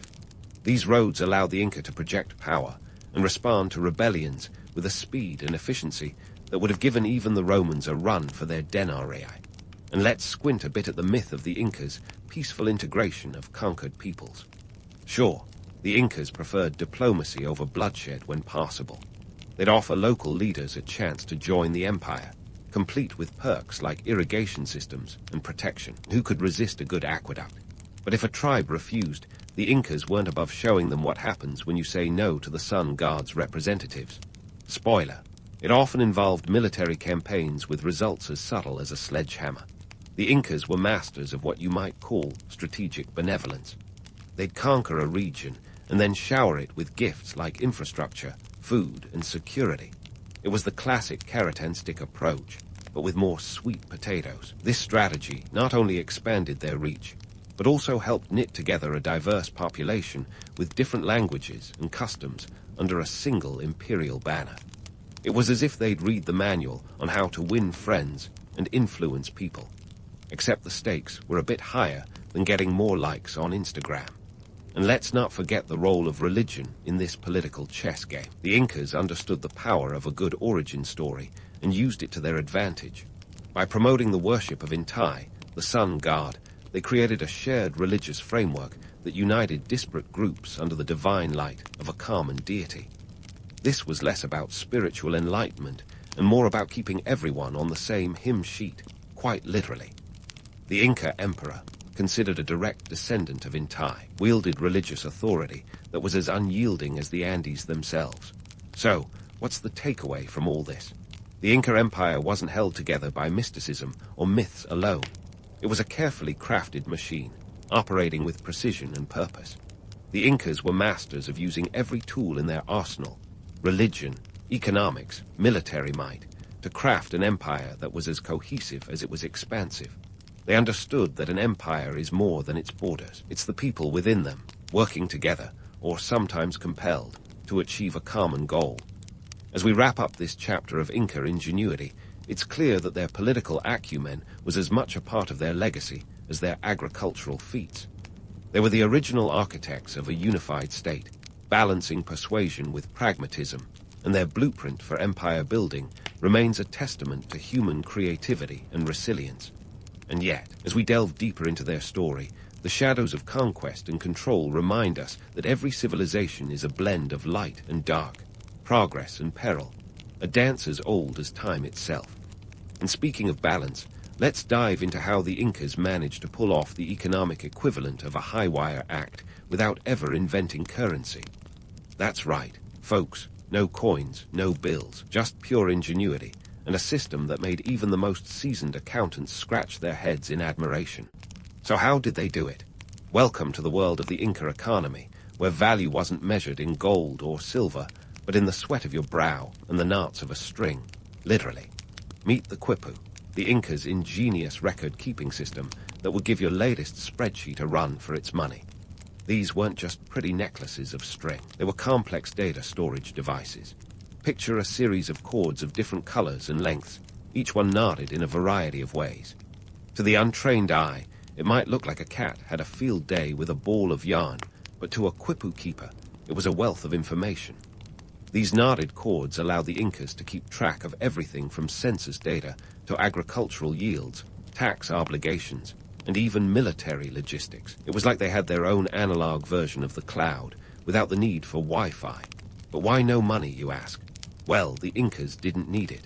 Their economy was based on the concept of reciprocity and redistribution. Essentially, it worked like this.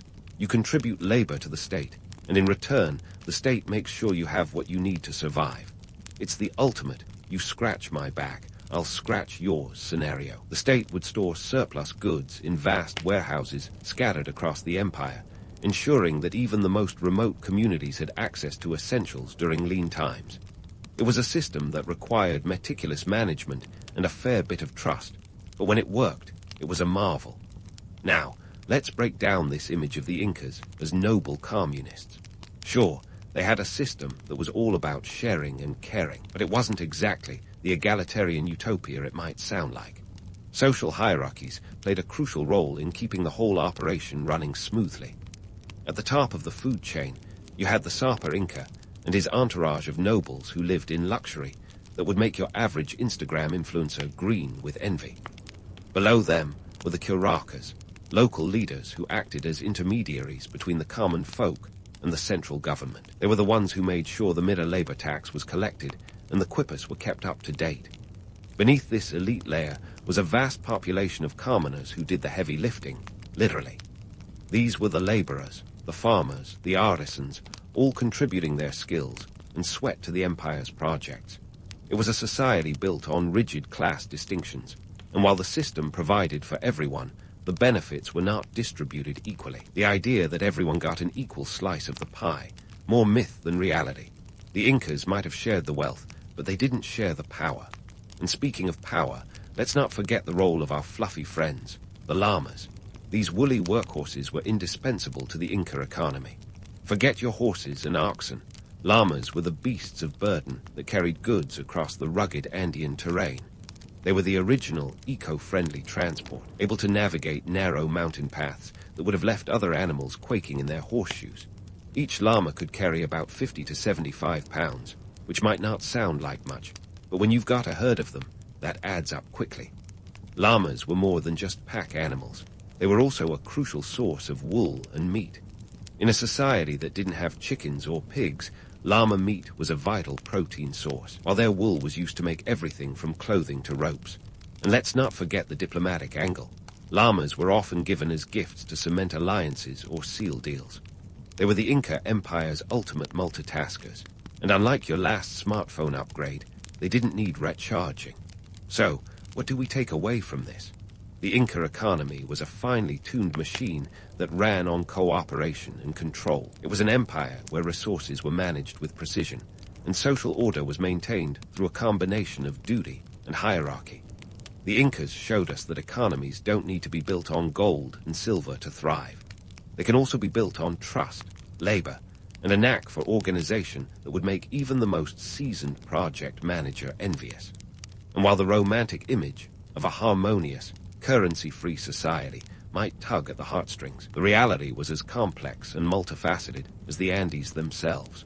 As we continue to unravel the threads of the Incas' grand tapestry, it's clear that their economic system was as much a feat of human ingenuity as their agricultural and architectural achievements.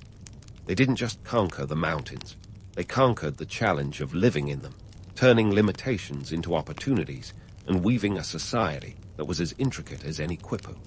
But stay tuned, because the story of the Inca Empire is far from over, and the next chapter promises even more discoveries about how this high-altitude civilization managed to defy the odds and leave a legacy that still echoes through history today. The Inca Empire was a civilization where spirituality wasn't just a Sunday activity. It was the bedrock of everyday life. Imagine a society where religion was woven into the very fabric of existence, like a well-crafted tapestry. The Incas had a knack for using religion as both a unifying force and a tool of governance, and they did it with a flair that would make any modern political strategist green with envy. At the center of this spiritual universe stood in Tai, the sun god, who was more than just a deity.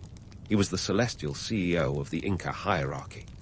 Imagine a sun-worshipping society where the ruler wasn't just a king, but a demigod, believed to be in Tai's direct descendant. This connection wasn't just a spiritual claim, it was a political masterstroke. By intertwining the divine with the mundane, the Incas reinforced their authority with a legitimacy that was as radiant as the sun itself. Talk about having the ultimate reference on your resume. The Inca religious calendar was packed with ceremonies that would put even the most extravagant Hollywood productions to shame. Take the Inti Raymi, the Festival of the Sun, which was celebrated in June to mark the winter solstice. This wasn't just any festival. It was an elaborate pageant designed to ensure the sun would return to its full strength, a crucial concern when your deity also happens to be your main source of warmth and light. Picture thousands of people gathered in Cusco, the empire's heart, participating in rituals that involved offerings, dances, and yes, a llama or two. Because what's a party without your trusty pack animal? These ceremonies weren't just for show. They were social glue, binding together a diverse empire with a shared cultural rhythm. But let's not be coy. These events also served as a brilliant display of power and wealth, a reminder of who held the keys to both the spiritual and political kingdoms. It was a bit like your modern-day influencer's Instagram feed, only with fewer filters and more feathers. And speaking of feathers, let's talk about the Inca priests, who were the rock stars of this religious scene. They wielded influence that stretched from the heights of the Andes to the depths of the Amazon. These were the guys who interpreted the will of Inti and other deities, guiding every aspect of Inca life from agriculture to warfare. Their temples, adorned with gold and precious stones, were the spiritual hubs where the divine and the mortal worlds intertwined. But before you get too bedazzled, remember that the priests were also the empire's greatest propagandists, spinning religious narratives that kept the populace both hopeful and obedient. Now, if you're thinking this all sounds a bit too utopian, let's dispel some myths. The Inca religion wasn't just about peace, love, and harmony. It was also a mechanism of control, ensuring that everyone stayed in their cosmic lane. The fear of divine retribution was a powerful motivator, and the Incas leveraged it with the precision of a maestro conducting an orchestra of compliance. Step out of line, and you risk not just earthly punishment, but cosmic consequences. A one-way ticket to the bad side of the gods. As we pivot from the spiritual to the architectural, we find ourselves at the doorstep of Machu Picchu, a testament to Inca ingenuity that continues to baffle historians and architects alike. Built around 1450, during the reign of Pachacuti, Machu Picchu is perched nearly 8,000 feet above sea level, nestled in the Andes with a view that would make even the most well-traveled Instagrammer swoon. But what was it, really? A summer resort, a royal retreat, or perhaps a religious site?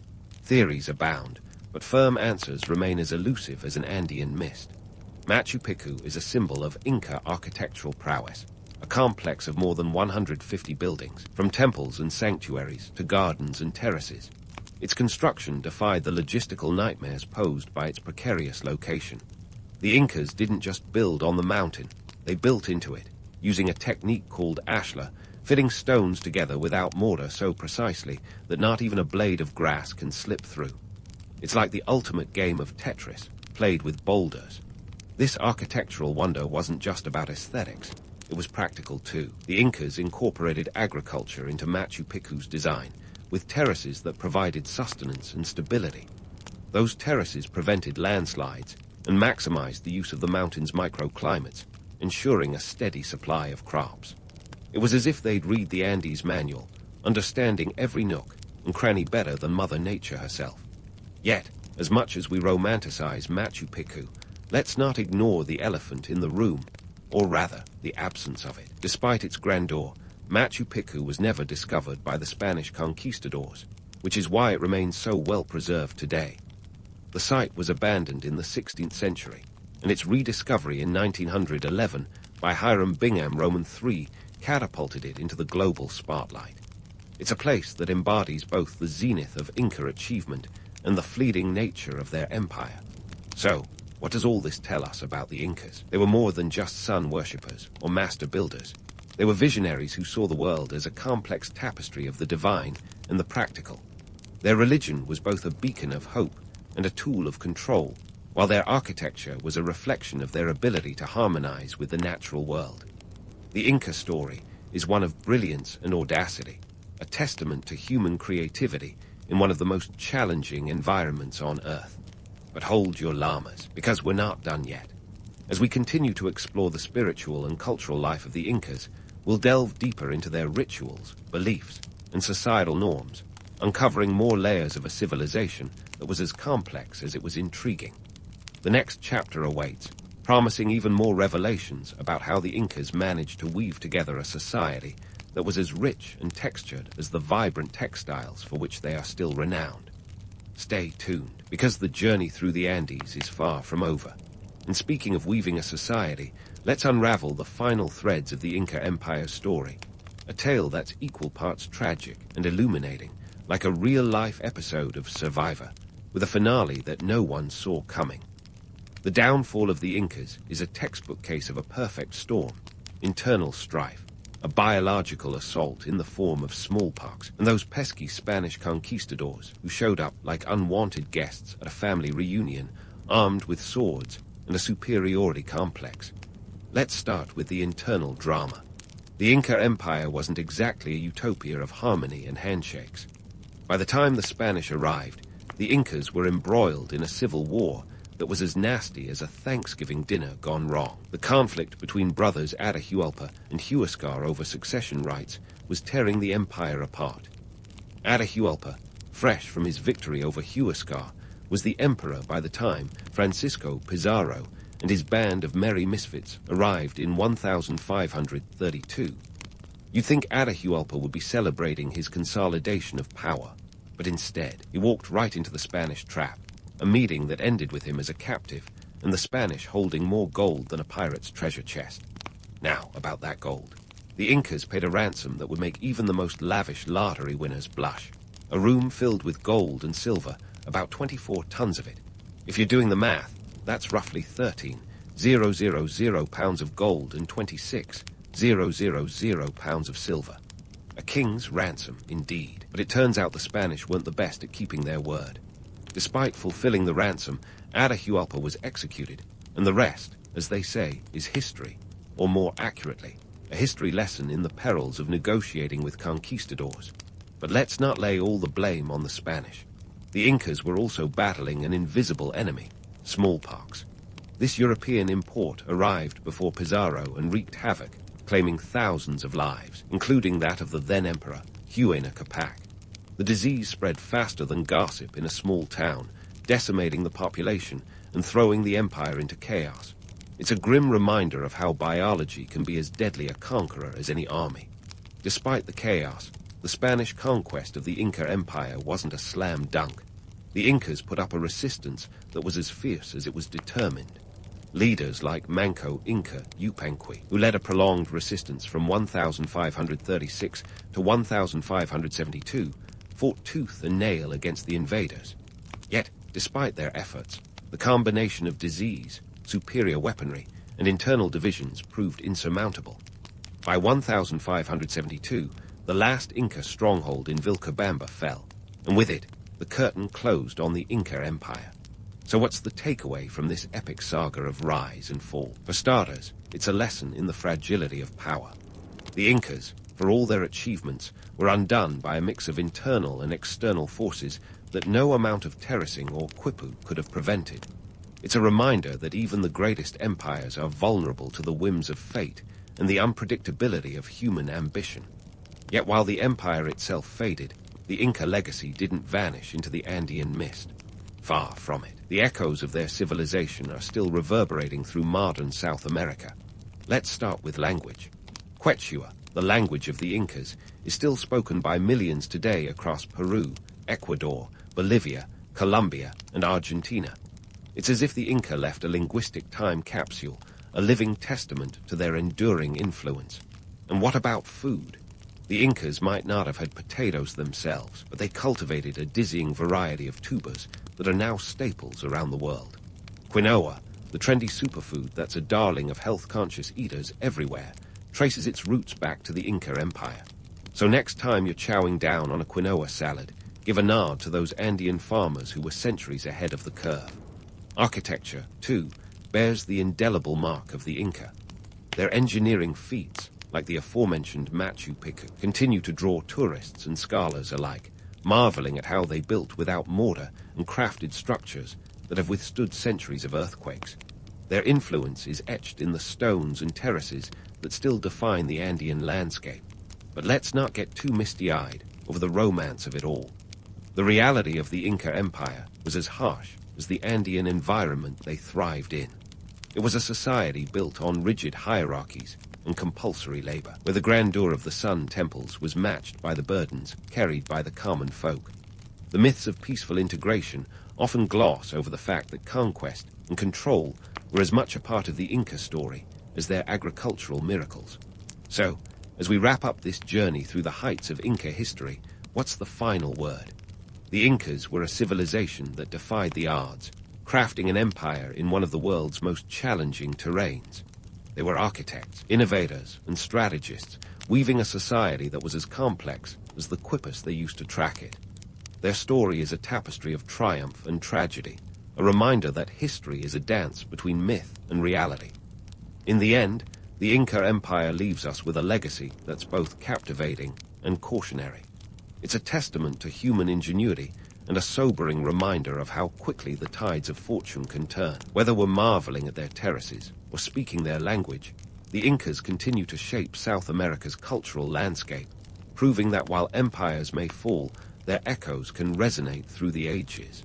So next time you're wandering the Andes or savoring a bowl of quinoa, remember the Incas, because their story is not just history, it's a part of our shared human narrative.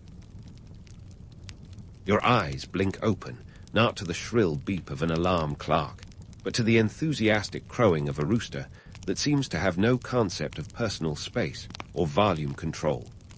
Welcome to your morning in a medieval kitchen, where the smell of a wood-burning hearth is your coffee, and the air is as thick as the soup you'll be ladling later. No sleek countertops or stainless steel appliances here, just rustic wooden tables and stone floors that have seen more spills than a toddler's bib. In this era, the medieval kitchen is the heart of the household, but not in the cozy, Pinterest-worthy way you'd imagine. The hearth is the centerpiece, a smoky beast that serves as your stove, oven, and heater all rolled into one. This is where the magic happens, or chaos, depending on how you look at it. You've got no gas range or electric oven. Instead, there's a fire that needs constant feeding with logs, much like a demanding pet that doesn't clean up after itself. Ingredients. Let's talk staples. Grain is king here, the breadwinner in more ways than one. Wheat, barley, oats. You name it, you'll grind it. Flour is your lifeline, but don't think about devouring a fluffy croissant. You're more likely to end up with a loaf of bread so dense it could double as a doorstop. And if you think you're splurging on spices to jazz things up, think again. Spices are the medieval equivalent of driving a Ferrari. If you can afford saffron or pepper, you're showing off faster than you can say, "Look at my wealth." A pound of saffron might set you back the same as a horse, and pepper was literally counted out by the berry. So, keep dreaming about that cinnamon toast. Herbs, however, are your budget-friendly allies. Sage, thyme, rosemary, these are your everyday companions, growing just outside the kitchen. They're the original flavor enhancers, but don't expect them to mask the taste of everything that went wrong with that mutton stew. Speaking of which, meat is a luxury. If you're here, odds are it's your unlucky day to pluck feathers from a chicken that was clucking just a bit too loudly. Ah, the pecking order of the kitchen staff. Let's just say the hierarchy is as clear as the mud in your boots. The cook is the ruler of this domain, wielding a ladle like a scepter.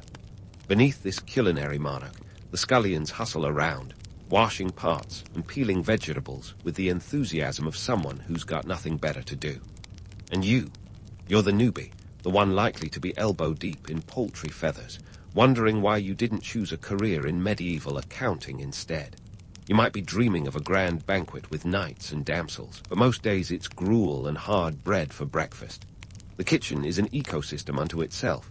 Pigs snuffle for scraps outside, chickens roam freely, and cats are unofficial rodent control. Forget refrigeration. Everything's either salted, smoked, or left at the mercy of the elements. Food preservation is a game of chance, and losing means a very upset stomach. But let's pause and address a common myth. Medieval people didn't drown everything in spices to cover up spoiled food. That's a tasty tale, but not the case. Spices were way too expensive to waste on bad meat. They were used sparingly, like a dash of gold dust, to enhance the flavor of already good ingredients. So, if anything smells funky in here, it's probably just the charm of a medieval kitchen. The kitchen in a castle or manor house might be a separate building, a buffer zone against the threat of fire. You wouldn't want to burn down your stone fortress because the bread got a bit too toasty. In smaller homes, though, the kitchen is part of the main living area, ensuring that everyone enjoys the ambience of smoke and ash with their meals. As dawn stretches into morning, you're getting used to the rhythm of this world. The kitchen is bustling, a medieval symphony of clanging pots, crackling fires, and the occasional curse word in Old English. Might not last a day, but you're here now, and that's something. So, roll up your sleeves and get ready to tackle the day. Plucking feathers isn't going to do itself. As you shake off the last stubborn feather clinging to your tunic, the kitchen's rhythm changes gears. The morning's gentle chaos of bread-making and feather-plucking gives way to the midday madness of preparing the main meal. It's the medieval equivalent of the lunch rush, but with fewer takeout options and a lot more sweat. Forget your modern notions of a quick sandwich or a salad on the go. Here, even a simple stew is a Herculean task. Picture this, a pot so large it could double as a hot tub, simmering over a fire that needs constant attention. The stew itself is a bubbling cauldron of whatever the garden and larder can offer, root vegetables, maybe some beans, and if luck's on your side, a bit of meat. Meat, of course, is the prima donna of medieval cuisine. It's rare, expensive, and often reserved for those higher up the social ladder. If you're lucky, you might score a bone with some meat clinging pitifully to it, like a celebrity caught without makeup. Now, let's talk about the tools at your disposal. Forget about any sleek, stainless steel utensils. You've got wooden spoons, iron pots, and knives that are more blunt than your uncle's Christmas jokes. The art of medieval cooking is less about precision and more about intuition. A pinch of herbs here, a splash of broth there, and a prayer that it all comes together. And if you're wondering why this stew takes hours to make, it's because you're essentially managing a small, temperamental fire. No knobs to twist or dials to set, just a dance with flames that could leave you either with a perfectly cooked meal or a charred disaster. But while you stir and sweat over the stew, there's a bigger picture simmering away. The economic context of food production. Grain is the backbone of medieval cuisine, the reliable yet fickle staple that could make or break a year. A bumper harvest means everyone eats, but a poor yield can spell disaster. In fact, grain shortages were as common as a medieval bard's tall tales, with the potential to cause riots that would make a modern Black Friday sale look like a genteel tea party. Bread wasn't just food, it was political. Prices could skyrocket in bad years, leading to unrest and more than a few angry peasants banging at the Lord's door. And don't even get me started on the romanticized notion of hearty medieval meals. You might envision tables groaning under the weight of roasted beasts and overflowing goblets, but the reality for most folks was a bit more grim. Food scarcity was an ever-present specter, and preservation methods were as rudimentary as they were crucial. Salting, drying, pickling, these were the medieval insurance policies against starvation. If you're imagining a medieval feast, adjust your expectations to a more humble spread. A loaf of dense, dark bread, some salted fish or cheese, and maybe a cup of weak ale. That's not to say there weren't grand feasts, but those were rare spectacles, not daily occurrences. Speaking of bread, it's worth noting that a loaf was more than just sustenance. It was a status symbol. The wider and finer the bread, the higher your social standing. The wealthy dined on fine, white manchet bread, while the peasantry made do with coarse, dark loaves that could probably double as medieval frisbees. And with grain prices fluctuating like a medieval stock market, bread was a commodity as volatile as it was vital. So here you are, toiling away in the kitchen, a silent witness to the dance of economics and sustenance. As the stew bubbles and the bread bakes, you start to appreciate the delicate balance of medieval life. Every meal is a testament to survival, a daily victory against the odds. The kitchen is not just a place of labor. It's a battlefield where you wrestle with nature, economics, and the whims of the medieval world. With the midday meal finally ready, you feel a sense of accomplishment, even amid the chaos. You've survived the morning's feathered onslaught and the fire's capricious nature. But as you ladle the stew into wooden bowls, you know the day is far from over. The afternoon holds its own challenges, and if history has taught you anything, it's that the kitchen is a place where the past's realities come to life, one meal at a time. So, take a breather, but don't get too comfortable. There's still plenty of history to cook up. Before you can even sit down to savor your hard-earned stew, the social dynamics of the medieval kitchen come crashing in like an overzealous wedding crasher. The cook, with the authority of a drill sergeant and the patience of a saint, or perhaps a martyr, summons you for another round of culinary boot camp. The midday meal might be over, but the kitchen's hierarchy is a beast that demands constant feeding, much like the fire you've been tending all morning. In this bustling microcosm, status is king. The cook reigns supreme, orchestrating the chaos with a wooden spoon more fearsome than any sword. Below them, the The servants and scullions scurry like ants, each desperately holding onto their rung of the social ladder. You, dear friend, are somewhere near the bottom, probably where the mortar meets the pestle. Your job is to learn fast, work hard, and try not to get on the wrong side of anyone wielding a ladle. The social order within the kitchen reflects broader medieval society, rigid, hierarchical, and not particularly forgiving. The lord of the manor, when he deigns to visit the kitchen, is treated with the kind of reverence usually reserved for religious relics. And speaking of lords, it's important to note that food in this era is more than just sustenance. It's a tangible manifestation of power and influence. The distribution of food reflects the social order, with the lord's table groaning under the weight of delicacies, while the common folk make do with the culinary equivalent of life's leftovers. As you wipe your brow and get back to work, let's dispel another juicy myth, that medieval feasts were all about indulgence and merrymaking.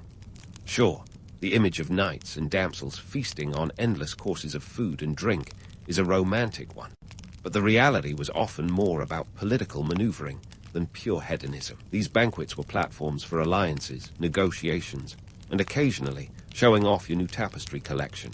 It was less eat, drink, and be merry, and more eat, drink, and be strategically advantageous. Let's not forget the sheer extravagance involved. A single grand feast could require days of preparation and the labor of an entire village. On the menu might be roasted peacock, served with its iridescent feathers reattached for dramatic effect, or a swan, painstakingly prepared in its own skin. These dishes were culinary theater, designed to impress and intimidate in equal measure. And the cost, let's just say hosting a medieval banquet could be the equivalent of modern-day politicians attending a fancy gala, expensive, but necessary for maintaining influence. Meanwhile, the common folks' meals were considerably less ostentatious. Picture a bowl of pottage, essentially the medieval smoothie bowl, but with fewer Instagram likes. This thick stew of grains and vegetables was the staple diet for peasants, and if they were lucky, it might even include a scrap of meat. The contrast between the lavish banquets of the rich and the everyday grind of the poor couldn't be starker. It's a culinary divide that speaks volumes about the social inequalities of the time. But back to the kitchen, where the afternoon brings its own set of challenges. With the main meal done, now it's time to tackle the ever-present threat of waste. In a world without refrigeration, nothing goes to waste. Every scrap of food is repurposed, every bone boiled for stock. Waste not. Want not is less a motto and more a way of life. The kitchen becomes a symphony of preservation, salting, pickling, drying, all in the name of survival. As the afternoon light begins to fade, casting long shadows on the stone floors, you find yourself contemplating the delicate balance of power, food, and politics that defines medieval life. The kitchen is a microcosm of the world outside, a place where the social order is as clear as the broth in the pot, and just as likely to boil over if not carefully managed. But don't get too philosophical. There's still work to be done, and the day isn't over yet. The evening meal awaits, and with it, a whole new set of challenges. You might be elbow deep in the gritty reality of medieval cooking, but you're also shoulder to shoulder with history. So, roll up those sleeves, because this medieval kitchen isn't going to run itself. And just like that, the evening meal looms on the horizon like an impending storm cloud. You've survived the morning chaos and the midday hustle, but now it's time to dive into the dinner debacle. Trust me, if you think your family Thanksgiving is tricky, medieval dining etiquette could turn into a full contact sport if you weren't careful. First, let's tackle the myth of medieval table manners. You might imagine boisterous halls where everyone behaved like extras in a Robin Hood movie, sloshing ale and gnawing on turkey legs like cavemen in chainmail.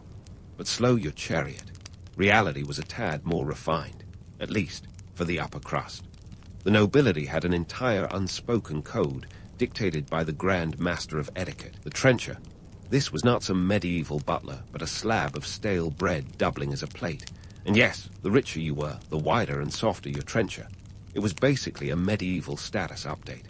Then came the real table service. No wait staff, but a ceremonial display of power and prestige.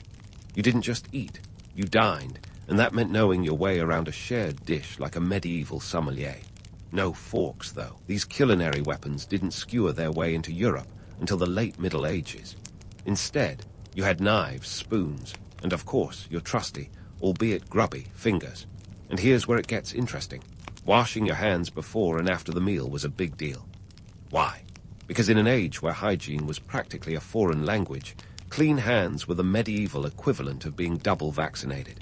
Now, let's talk religion, because in medieval times, it was the ultimate dinner guest. The church didn't just come for the feast, it dictated the menu. Fasting days, which could make up nearly half the year, meant meat was off the table, literally.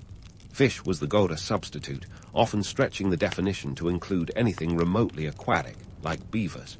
Yep, those semi-aquatic engineers were fair game because, well, they had flippers, didn't they? Religious observance wasn't just a spiritual matter. It was a dining directive that could make or break your meal planning. But while the nobility were busy navigating their dining etiquette with the precision of a knight jousting for a maiden's favor, peasants were downing pottage and hoping for a better tomorrow. For them, dinner was less about ceremony and more about survival. Their tables weren't laden with silver and finery, but with wooden bowls and whatever the day's toil had yielded. It was a humble affair, often consumed quickly while dodging the ever-present threat of hunger. Yet, despite the divide, both rich and poor shared one common denominator. Food was a communal affair. The concept of individual plates was as foreign as bathing daily. Meals were shared, literally, with everyone dipping into the same dish.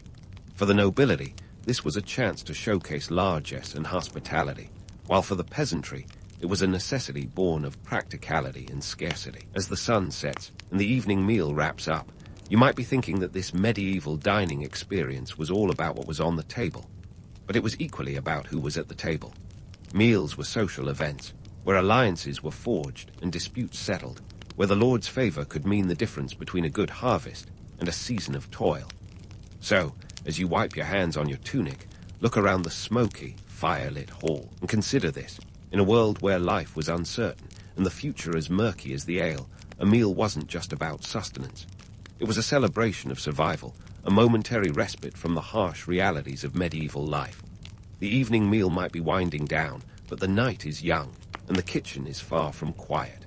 The embers might be dying, but the stories they've witnessed are timeless. So, hang tight, because this medieval kitchen still has plenty of tales to tell. As the embers finally start to fade, you realize it's cleanup time in the medieval kitchen. And let me tell you, it's the kind of chore that makes scrubbing your modern non-stick pans feel like a spa day. Welcome to the world of medieval hygiene, where the concept of clean is more a matter of creative interpretation than actual sanitation.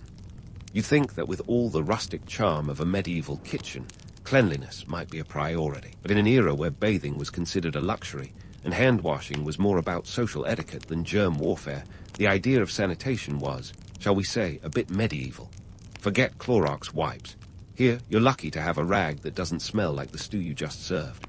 Water for washing. It's as precious as a medieval relic, often shared between tasks, which is as gross as it sounds.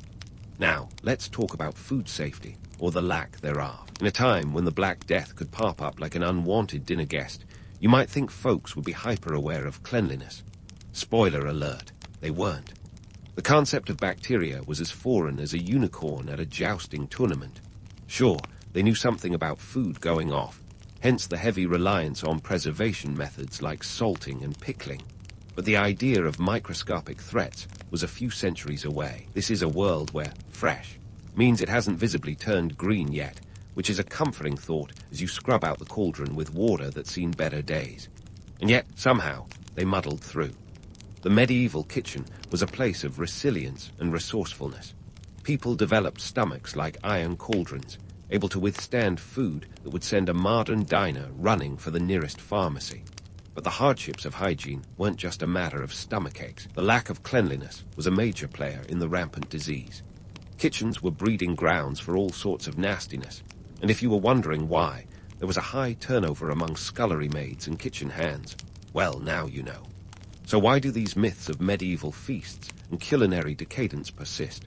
Why do we cling to the idea of noble knights and ladies dining in splendor, when the reality was often less glamorous? Perhaps it's because the Middle Ages serve as a canvas for our imaginations, a simpler time that we can romanticize, unfettered by modern complexities. The truth, however, is that medieval cuisine was a reflection of its time. Practical, resourceful, sometimes downright gritty. But don't be too quick to dismiss these ancient kitchens as relics of a less sophisticated past. They laid the groundwork for culinary traditions that persist to this day. The communal nature of meals, the focus on seasonal and local ingredients, the art of preservation, all these elements are making a comeback in the modern culinary world. Farm-to-table dining. The medieval peasantry would nod knowingly. Artisanal bread. They were baking dense, hardy loaves long before it was cool. Moreover, the economic forces that shaped medieval food culture continue to echo today. Just as grain shortages could shift the balance of power in a medieval village, modern food supply chains are subject to the whims of nature and politics. The same social dynamics that dictated who ate what in the Middle Ages can still be seen in the disparity between haute cuisine and everyday fare. And let's not forget the enduring appeal of the banquet. Modern chefs still draw inspiration from the lavish feasts of the past, with their theatrical presentations and intricate flavors. The desire to impress and indulge, to gather around a table and share a meal, is as timeless as it is universal. As you finish scrubbing the last part and hang up your apron, you might feel a new appreciation for the medieval kitchen. Yes, it was smoky, chaotic, and more than a little unhygienic, but it was also a place of innovation, community, and survival. The people who cooked in these kitchens were more than just historical figures. They were the custodians of culinary traditions that have shaped our own dining habits. So next time you sit down to a meal, whether it's a simple bowl of soup or a multi-course extravaganza, remember the legacy of those medieval kitchens.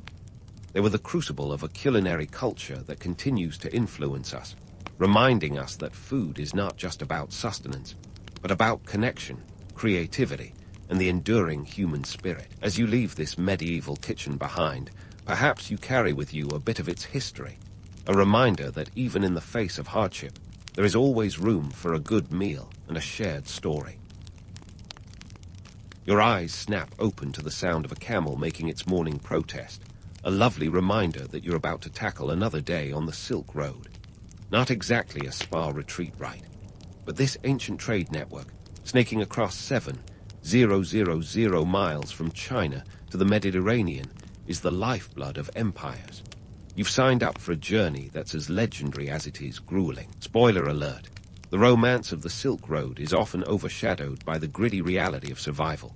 Let's dive right into the logistics of this epic caravan trek. The Silk Road isn't a single path. It's a web of routes that crisscross Central Asia, northern India, and the Iranian plateau. The big boss here is the caravan leader, a seasoned pro who knows the lay of the land better than you know your morning coffee order. This guy's got a tough gig, balancing the demands of merchants who pay for speed with the stubborn reality of unpredictable terrain and tempestuous weather. You're part of a caravan troop that may number between 100 and 500 people, a veritable mobile city. Each person plays a role, from the traders and camel handlers to the cooks, and yes, the inevitable bad luck charm, the guy at the back. The poor soul assigned to the rear. He's dealing with all the dust, and if he's lucky, only the occasional bandit attack. Safety in numbers, right?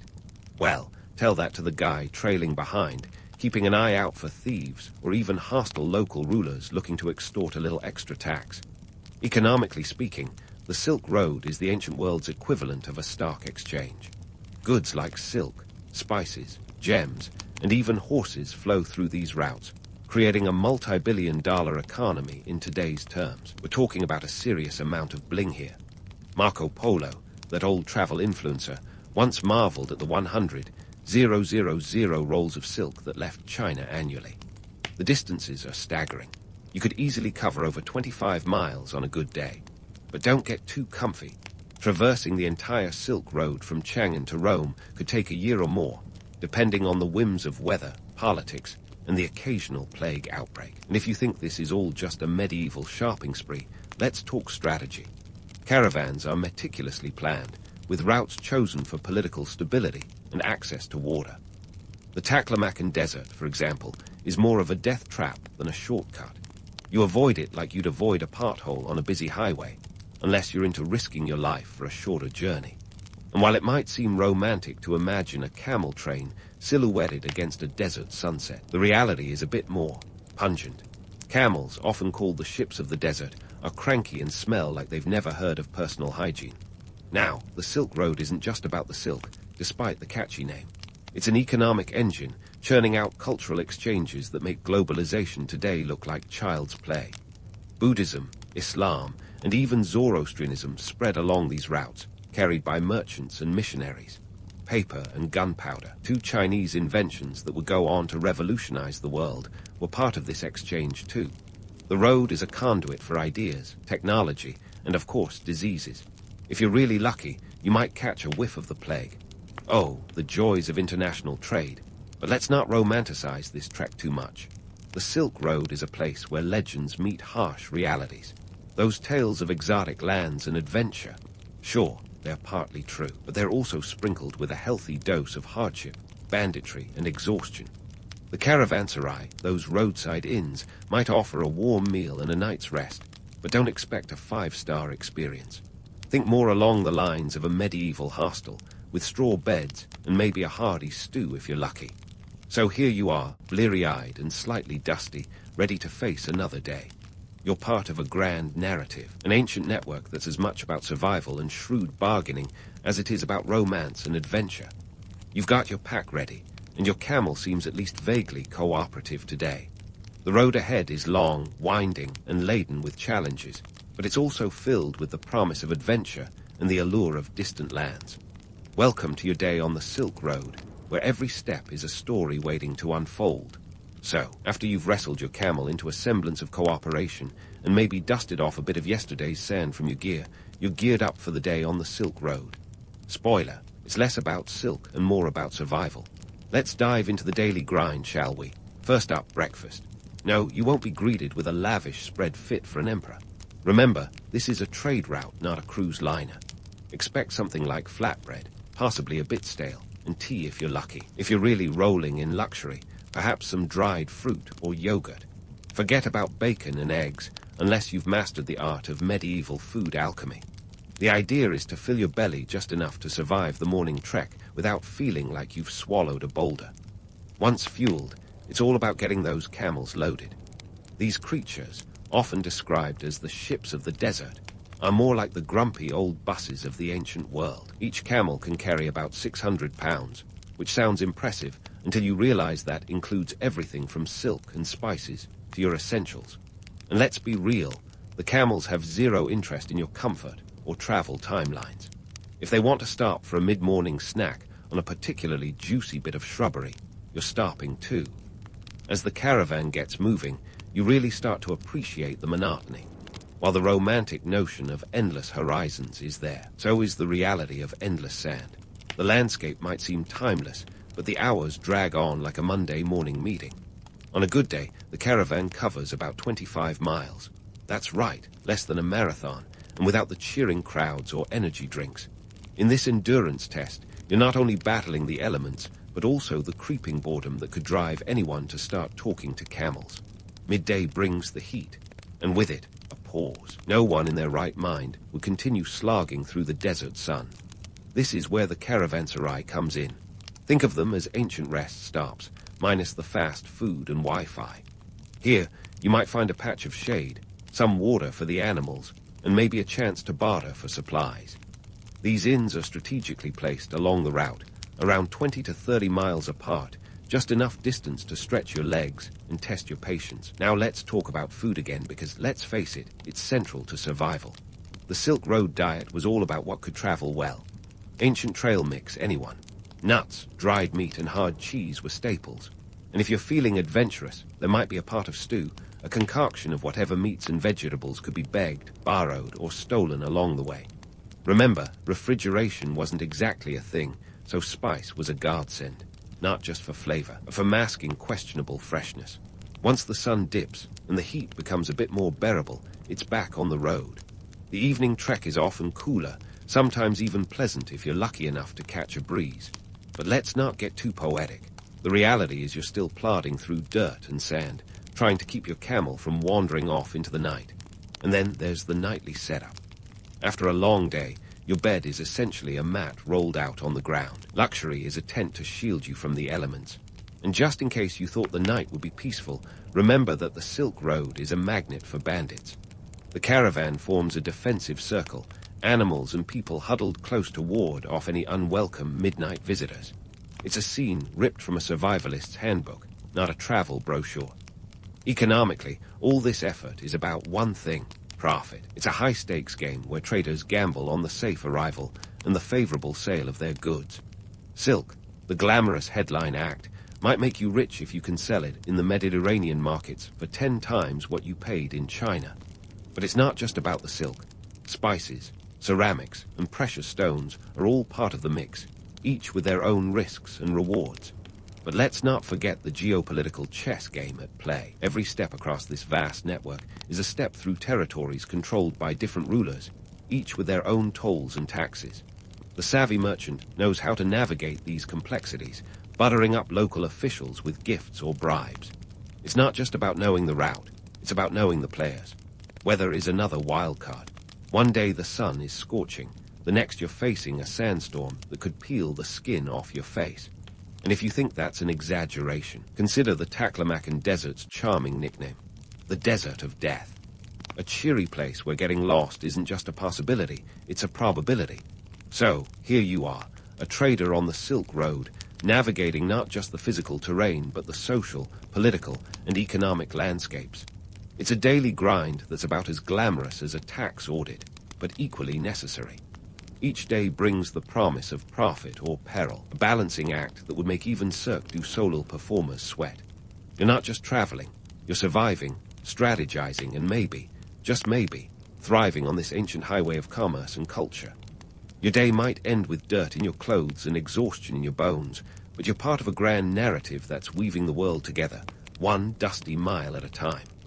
Now, let's shake off the dust and dive into the eclectic marketplace of the Silk Road. Silk may hog the spotlight, but it's just the flashy headliner in a lineup of trade goods that could make a modern department store look like a roadside fruit stand. Picture this. Alongside the glamorous silk, you're dealing with everything from spices and paper to jade, glassware, and even live animals. It's like the world's most diverse flea market, spread out over thousands of miles. Let's start with spices. These weren't just for turning bland gruel into something vaguely edible. They were the ancient world's version of a multi-billion-dollar industry. Think black pepper from India, worth its weight in gold, literally. It wasn't just about flavor. Spices were the preservatives and medicines of their day. Then there's cinnamon, making its way from Sri Lanka to the palaces of Rome. These aromatic treasures could elevate a dish or a bribe, depending on the day. But hold your camels. There's more to this trade than just culinary delights. Ever heard of lapis lazuli? This deep blue semi-precious stone came all the way from Afghanistan, destined for the jewelry boxes of the elite. It was bling before bling was even a word.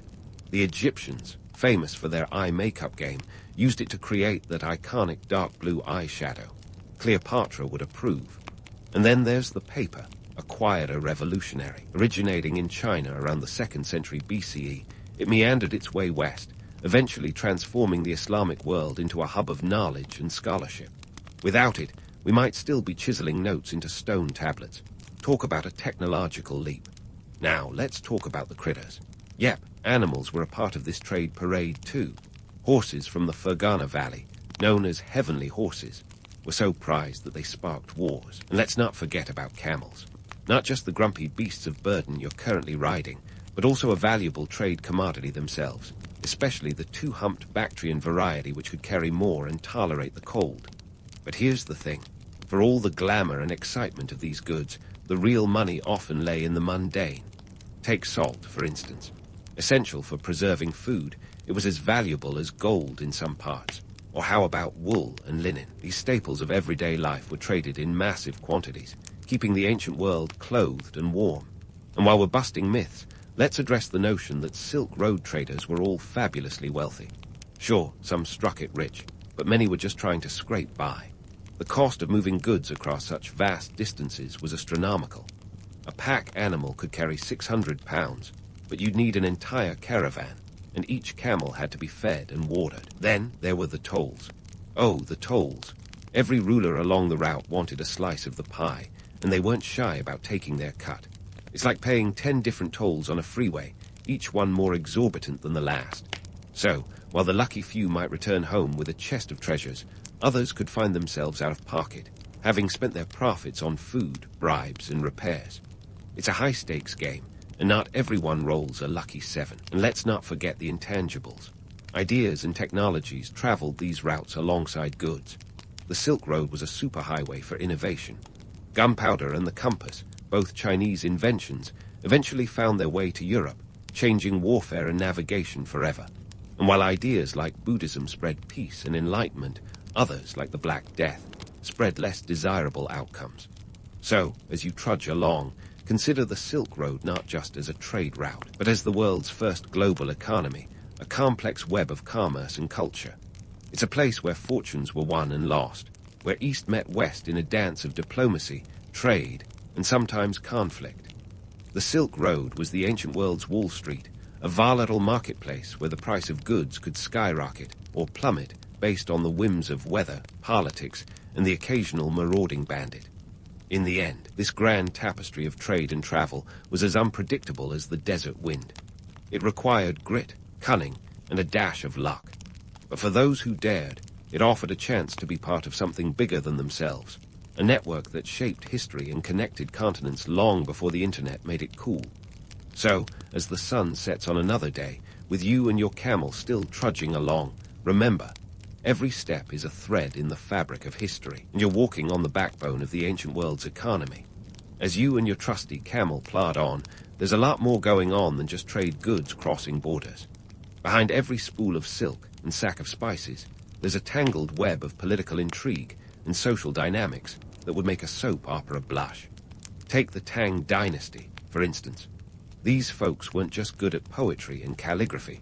They were the geopolitical rock stars of their time, ruling from 618 to 907 CE.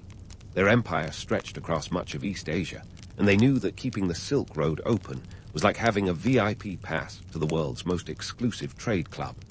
The Tang emperors understood that political stability was as precious as the silk they exported.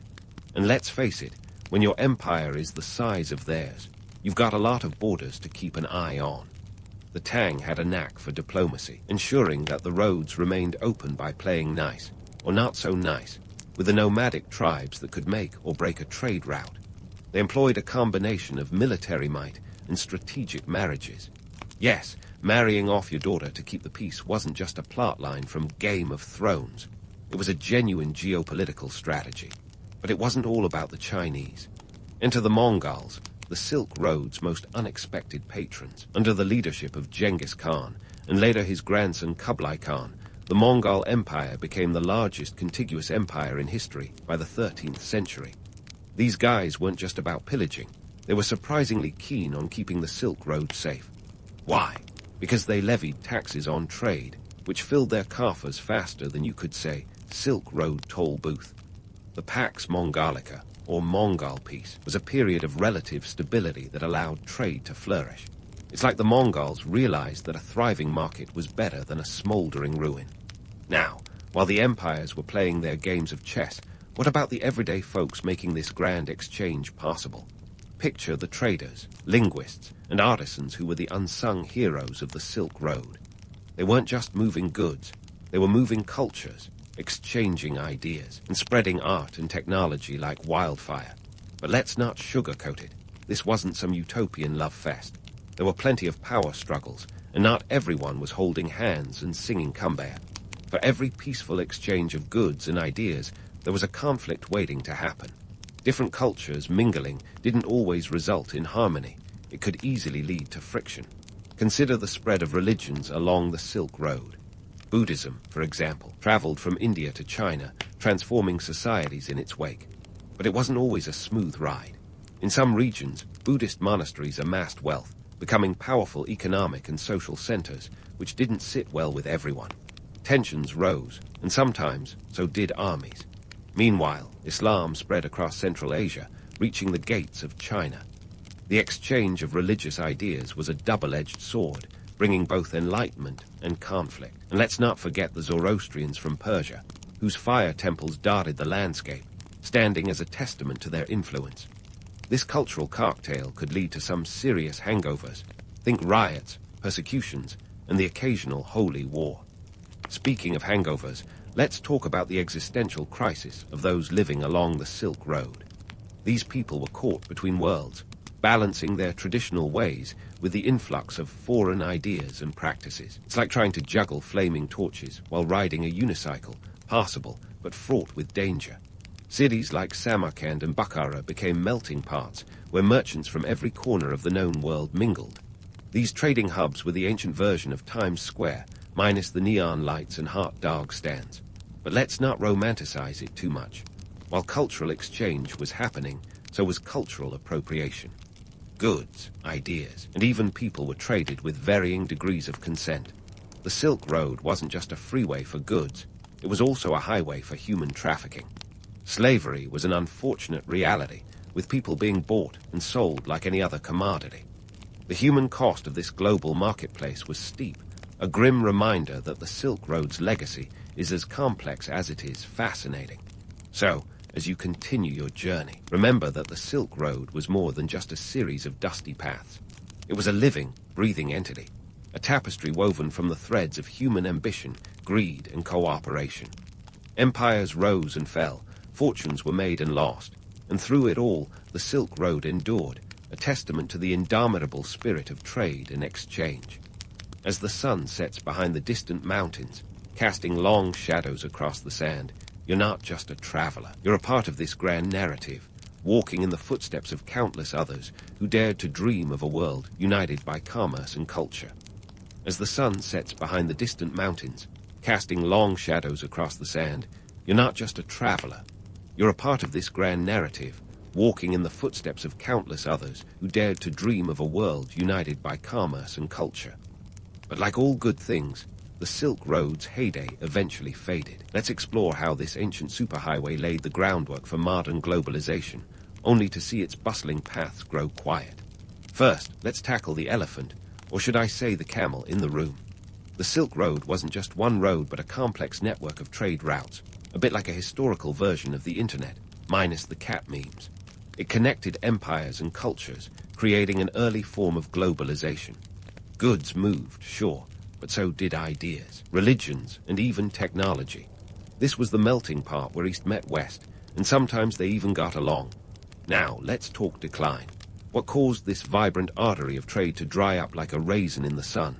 Well, it wasn't one single event, but a series of factors conspiring like a perfectly timed conspiracy theory. First, the sea routes came into play.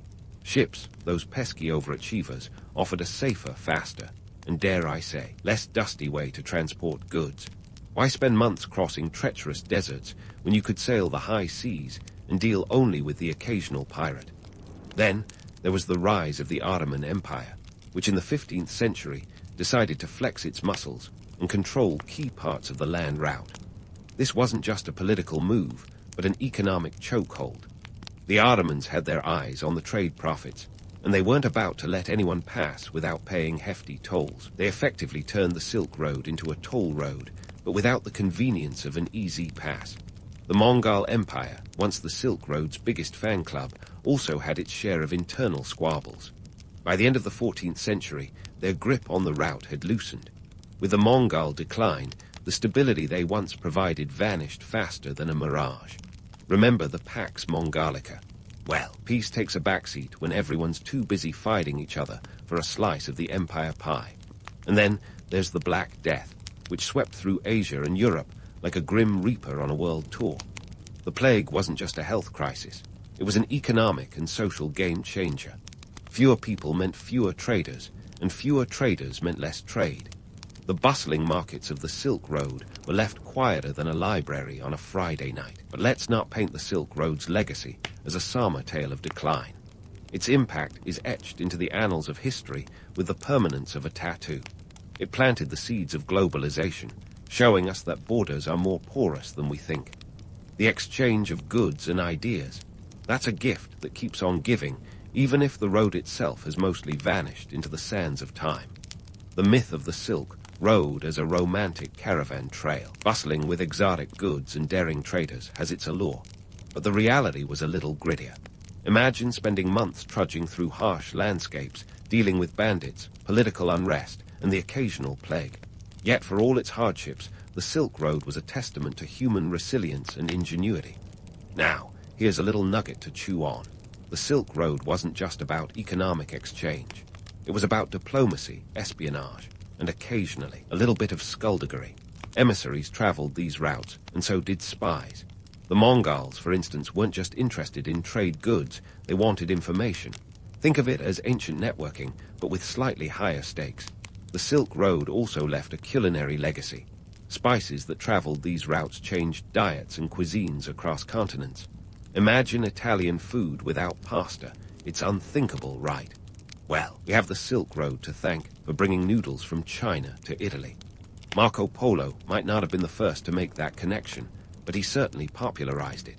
And let's not forget the humble spice rack, a legacy of the Silk Road's vibrant trade. In the grand tapestry of history, the Silk Road is a vivid thread, weaving together cultures and economies in a way that set the stage for the modern world. It showed us that trade isn't just about exchanging goods. It's about exchanging ideas, building bridges, and occasionally burning them down. It was a prototype for globalization, demonstrating that the world is more interconnected than we often realize. So, as you sit back and reflect on your journey across the Silk Road, consider its lessons for today.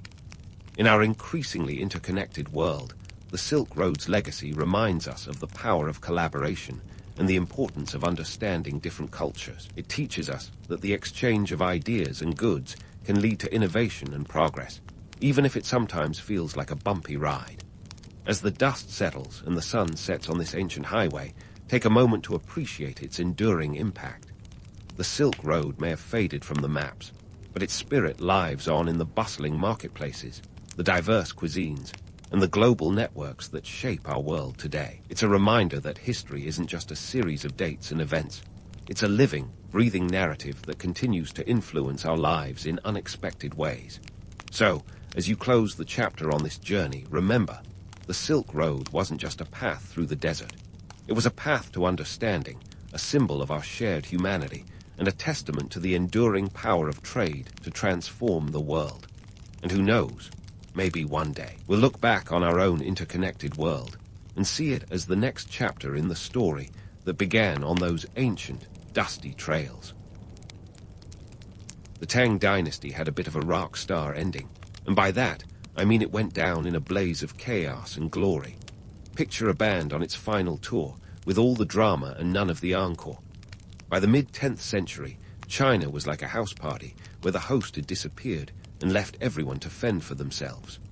Warlords, rebel leaders, and anyone with a sword and a dream were clamoring for a piece of the empire. This was the messy backdrop against which Zhao Quanjian stepped onto the historical stage in 960 AD, ready to clean up the leftovers and start a new act, the Song Dynasty.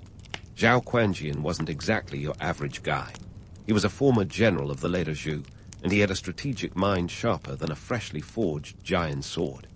His rise to power sounds almost too cinematic to be true, and yet there it is, right out of the pages of history. Picture this: Zhao's troops allegedly conspired to crown him emperor while he was nursing a hangover. Yes, the famous yellow robe incident. They wrapped him in a yellow robe, because who needs subtlety, and declared him emperor. Talk about waking up with more than just a headache. Now, Zhao, let's call him by his more regal name, Emperor Tezu of Song, faced the Herculean task of unifying a fractured China. You think your Monday morning meetings are tough? Try uniting a country splintered into 10 kingdoms. This was a jigsaw puzzle missing most of its pieces, and every piece was armed to the teeth. The political landscape was a tinderbox, with regional warlords itching to light the match. But Tezu had a plan. Instead of bashing heads together, he opted for a more diplomatic approach. He coaxed and co-opted many of these warlords, wooing them with titles, honors, and land. It's like he was playing a grand game of chess, moving knights and bishops into place without spilling too much blood. And for those not swayed by charm, there was always the tried-and-true method of strategic marriages and the occasional well-placed bribe. It wasn't pretty, but it worked. By the time Tezu was finished, He had cobbled together a new empire, albeit with a few rough edges. The Song Dynasty was born, and with it, a new era of innovation and culture. But let's not get ahead of ourselves. The early days of the Song were anything but smooth sailing. The mandate of heaven, that divine right to rule, was more like a fickle tinder match. Sure, it looked good in theory, but in practice, it was as reliable as a paper umbrella in a monsoon. Emperor Tezu had to keep one eye on the heavens and the other on his back, lest some ambitious upstart decide his reign was more of a temporary arrangement. The Song Dynasty may have been the new kid on the block, but it was one that had to constantly prove its worth, like a freshman trying to impress the seniors. The mandate of heaven was less about divine right and more about staying one step ahead of the competition. As Tezu consolidated power, he laid the foundation for a government that was both centralized and bureaucratic, two words that rarely make anyone's heart race, but were revolutionary in their own right. Tezu's administration was like a well-oiled machine, a far cry from the free-for-all that characterized the late Tang period. It was efficient, effective, and most importantly, it kept the lights on. Under Tezu's watch, China began to stabilize, and the Song Dynasty started to flex its muscles. In the end, what made Tezu's reign so remarkable was not just his ability to unite China, but how he did it. He was less about the sword and more about the pen, or perhaps more accurately, the ink brush. His approach was a mix of diplomacy, cunning, and the occasional necessary force, a balancing act worthy of a tightrope walker. The Song Dynasty was poised to make its mark on history, setting the stage for technological innovations that would leave the world in awe. But let's not get too caught up in the romanticism of it all. The rise of the Song Dynasty was as much about grit as it was about glory. It was a testament to the power of strategy, the art of negotiation, and the occasional necessity of bending the rules. Zhao Quanjian might not have had dragons at his beck and call, but he didn't need them. He had something better, a mind as sharp as any blade, and a vision that saw China not as it was, but as it could be. And so, with the groundwork laid and the chaos tamed, the Song Dynasty was ready to shine. It was time for China to step into the light of innovation and culture, with a few bumps along the way, of course, but that's a story for another day. For now, let's just say that when Zhao Quanjian took up the yellow robe, he did more than don a new outfit. He changed the course of history, one strategic move at a time. As Zhao Quanjian donned that infamous yellow robe, little did he know he was also sowing the seeds of an agricultural revolution. Picture this. The Song Dynasty, with all its political acrobatics, had something else brewing beneath the surface. A green revolution of sorts, long before it became a buzzword for modern environmentalists. While Zhao was busy piecing China back together, farmers were quietly, yet radically, transforming the landscape of Chinese agriculture. It was as if while the political world was playing chess, agriculture was playing a strategic game of Go, with a few surprise moves up its sleeve. Enter Champa Rice, our unexpected protagonist in this agricultural saga. Hailing from what is now central Vietnam, this variety of rice was the kind of overachiever you'd expect to see acing exams and making the rest of the class look bad. Why, you ask? Because it wasn't just rice. It was a miracle grain that could be harvested twice a year, unlike its predecessors that were content with a single annual yield. Talk about efficiency. In a world where rice was king, Champa Rice was the emperor, promising double harvests and ushering in a new era of food security. This wasn't just about a few more bowls of rice at the dinner table. The Song Dynasty's embrace of Champa Rice catalyzed a demographic explosion. Imagine a population boom where China's numbers swelled to over 100 million by the 12th century. That's not just a footnote in a history book. It's a seismic shift in the socio-economic landscape. More mouths to feed meant more hands to work, an ideal recipe for economic prosperity. It was like hitting the jackpot in a game of civilization building, one grain at a time. But let's not romanticize too much. The introduction of Champa Rice wasn't as simple as a decree from on high. It was more like a grassroots movement, seasoned with a dash of imperial support. Early adopters were the entrepreneurial farmers who saw the potential in these hardy grains that could withstand droughts better than a camel in the Sahara. The imperial court was savvy enough to recognize a good thing when they saw it, and so they championed the spread of Champa Rice like a medieval marketing campaign, sans the billboards. Meanwhile, As rice fields flourished, so did the written word. Enter the agricultural manuals, the unsung heroes of this tale. Think of them as the original, for dummies, guides, except these were for farmers, not geeks trying to assemble IKEA furniture. These manuals were packed with practical advice, everything from soil preparation to pest control, and they were written in a language that even the most calloused-handed peasant could understand. The song scholars were the original influencers, disseminating knowledge and shaping agricultural practices across the empire. This explosion of agricultural knowledge and productivity didn't just stop at rice. The Song dynasty was a veritable buffet of agricultural innovation. Farmers began experimenting with crop rotation, diversifying their fields with soybeans, wheat, and millet. It was like a Renaissance fair of farming, each crop playing its part in a grand, symphonic harvest. The Song's agricultural landscape was nothing short of a technicolor dreamcoat of diversity, each thread contributing to the kingdom's growing tapestry of wealth. And what did this newfound abundance mean for the Song dynasty? Economic prosperity, with a cheeky nod to how modern foodies would marvel at their farm-to-table efficiency. Markets flourished, vibrant and chaotic, like a medieval version of Wall Street with a distinctly agrarian flair. The Song economy was booming, and not just in the megacities that dotted the empire. Rural areas saw a surge in trade, as surplus crops were bartered, sold, and shipped to urban centers hungry for the fruits of the countryside's labor. Yet, let's not ignore the harsh realities amidst this romanticized rise. Peasants still bore the brunt of back-breaking labor, and while the Song dynasty's agricultural advancements were impressive, they were not evenly distributed. Regional disparities were as much a part of the Song's landscape as its fertile fields. The myth of an idyllic, universally prosperous medieval China is just that, a myth. But the truth, with all its grit, is no less compelling. The farmers who toiled under the Song sun were the backbone of an empire, their labor creating the surplus that allowed cities to thrive and innovation to flourish. As we marvel at the Song dynasty's agricultural ingenuity, it's worth noting that they laid the groundwork for a society that valued knowledge as much as it did productivity. The dynasty's advancements were not just about feeding mouths, they were about nourishing minds. The spread of agricultural manuals symbolized a democratization of knowledge that hinted at the intellectual blossoming that was yet to come. In the end, the agricultural revolution of the Song dynasty was a testament to human ingenuity and resilience. It was a time when farmers, with a bit of help from Mother Nature and some strategic imperial policies, fed an empire and set the stage for an era of unprecedented economic growth. It was as if the Song dynasty, in its quest to rise from the ashes of the Tang, found its wings not just in politics and power, but in the fertile fields that stretched across its lands. And so, with rice fields thriving and the seeds of prosperity sown, the Song dynasty continued its journey through history. It was a time of great change, where innovation was the order of the day, and every harvest was a step toward a brighter future.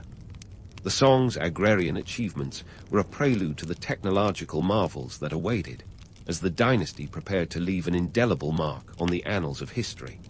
But that, dear friends, is a story for another day.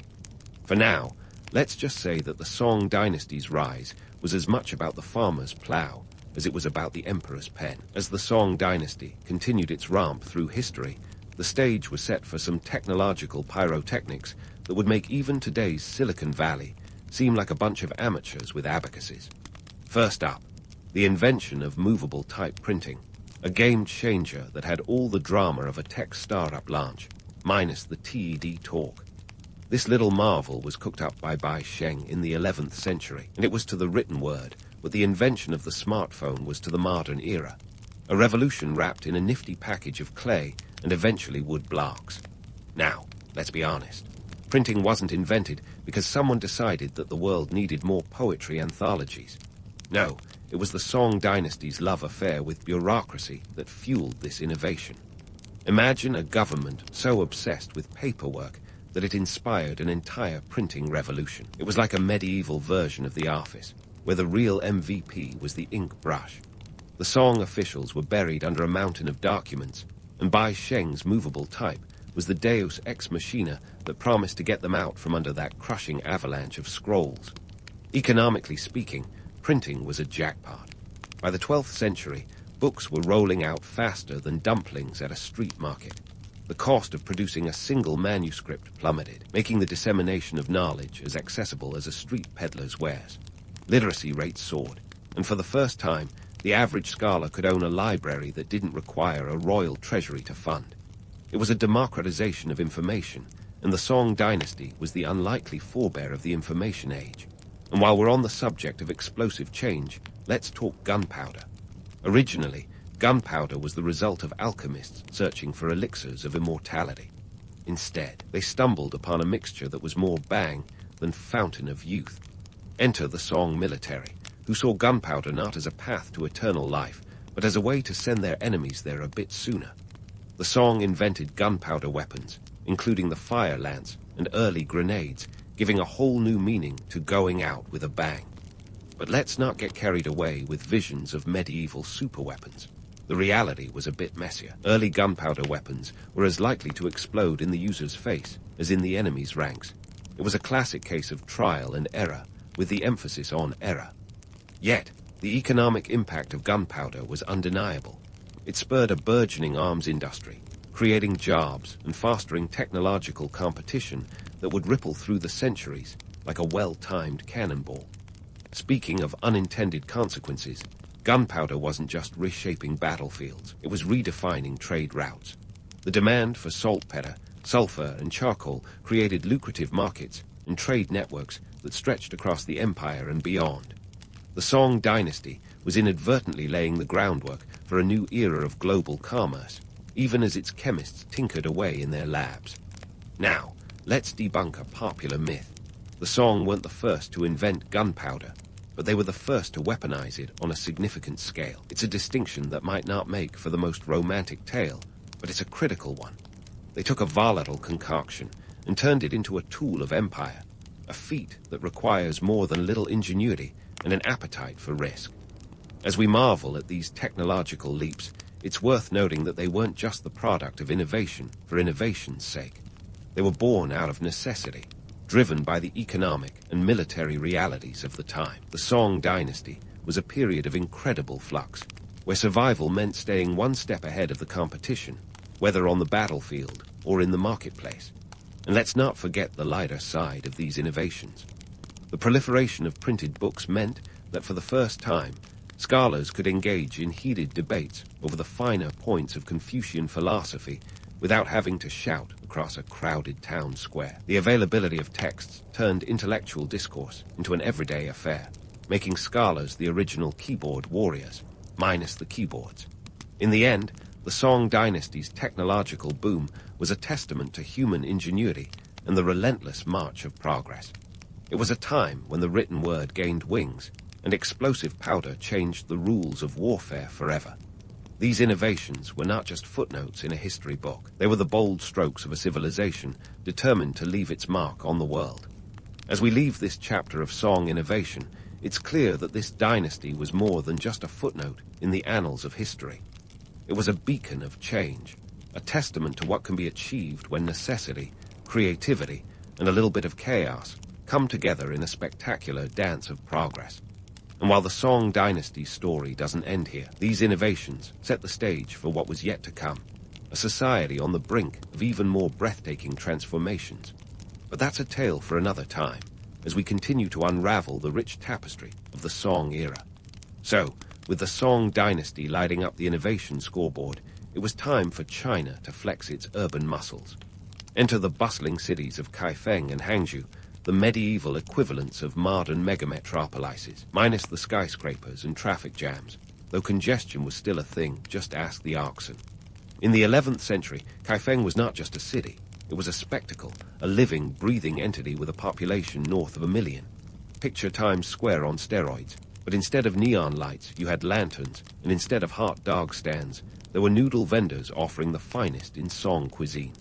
Kaifeng was the Song capital, a city that never slept, or rather, one that was perpetually in motion. It was like the New York of the East, where commerce, culture, and chaos coexisted in an intricate dance. The streets were alive with merchants hawking everything from silk to spices, and the air was thick with the scent of opportunity, and maybe a hint of sewage. because medieval sanitation was more of a concept than a practice. But hey, every rose has its thorn, right? The economic heart of Kaifeng was its markets, the veritable beating pulse of the city. They were the Amazon, calm of their day, offering everything under the sun. And just like today's global economy, the currency was key. Enter the world's first paper money, or Jiaozi, a Song Dynasty brainchild that was as revolutionary as it was practical. Forget lugging around sacks of coins. With Jiaozi, you could tuck your fortune neatly in your sleeve. The Song were trailblazers in the financial world, laying the groundwork for the kind of cashless society that would make any modern fintech guru proud. But let's not forget Hangzhou, Kaifeng's sister city in splendor. Perched on the eastern coast, Hangzhou was the Song's gateway to the maritime world. Imagine Venice, but with more pagodas and fewer gondolas. Marco Polo himself couldn't stop talking about it, going as far as to call it the finest and most splendid city in the world. High praise from a guy who'd seen a few cities in his time. Hangzhou had a population that rivaled Kaifeng, and its strategic location made it a hotbed for trade and innovation. The city was a melting pot of cultures, where the East met the Far East, and ideas flowed as freely as the tides of the Kayentang River.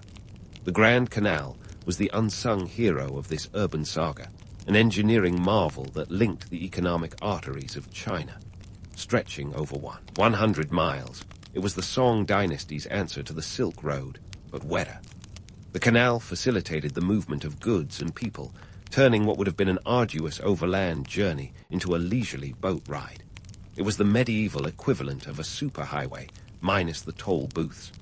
The Grand Canal didn't just connect cities, it connected economies, fostering a trade network that was as robust as it was efficient. Maritime trade was the cherry on top of this commercial sundae. The Song Dynasty's navy wasn't just a military force, it was a trading juggernaut. With the South China Sea as their playground, Song merchants sailed as far as the Indian Ocean, trading silk, ceramics, and tea for spices, gems, and other exotic goods. It was globalization before the term existed, a testament to the Song's forward-thinking economic policies.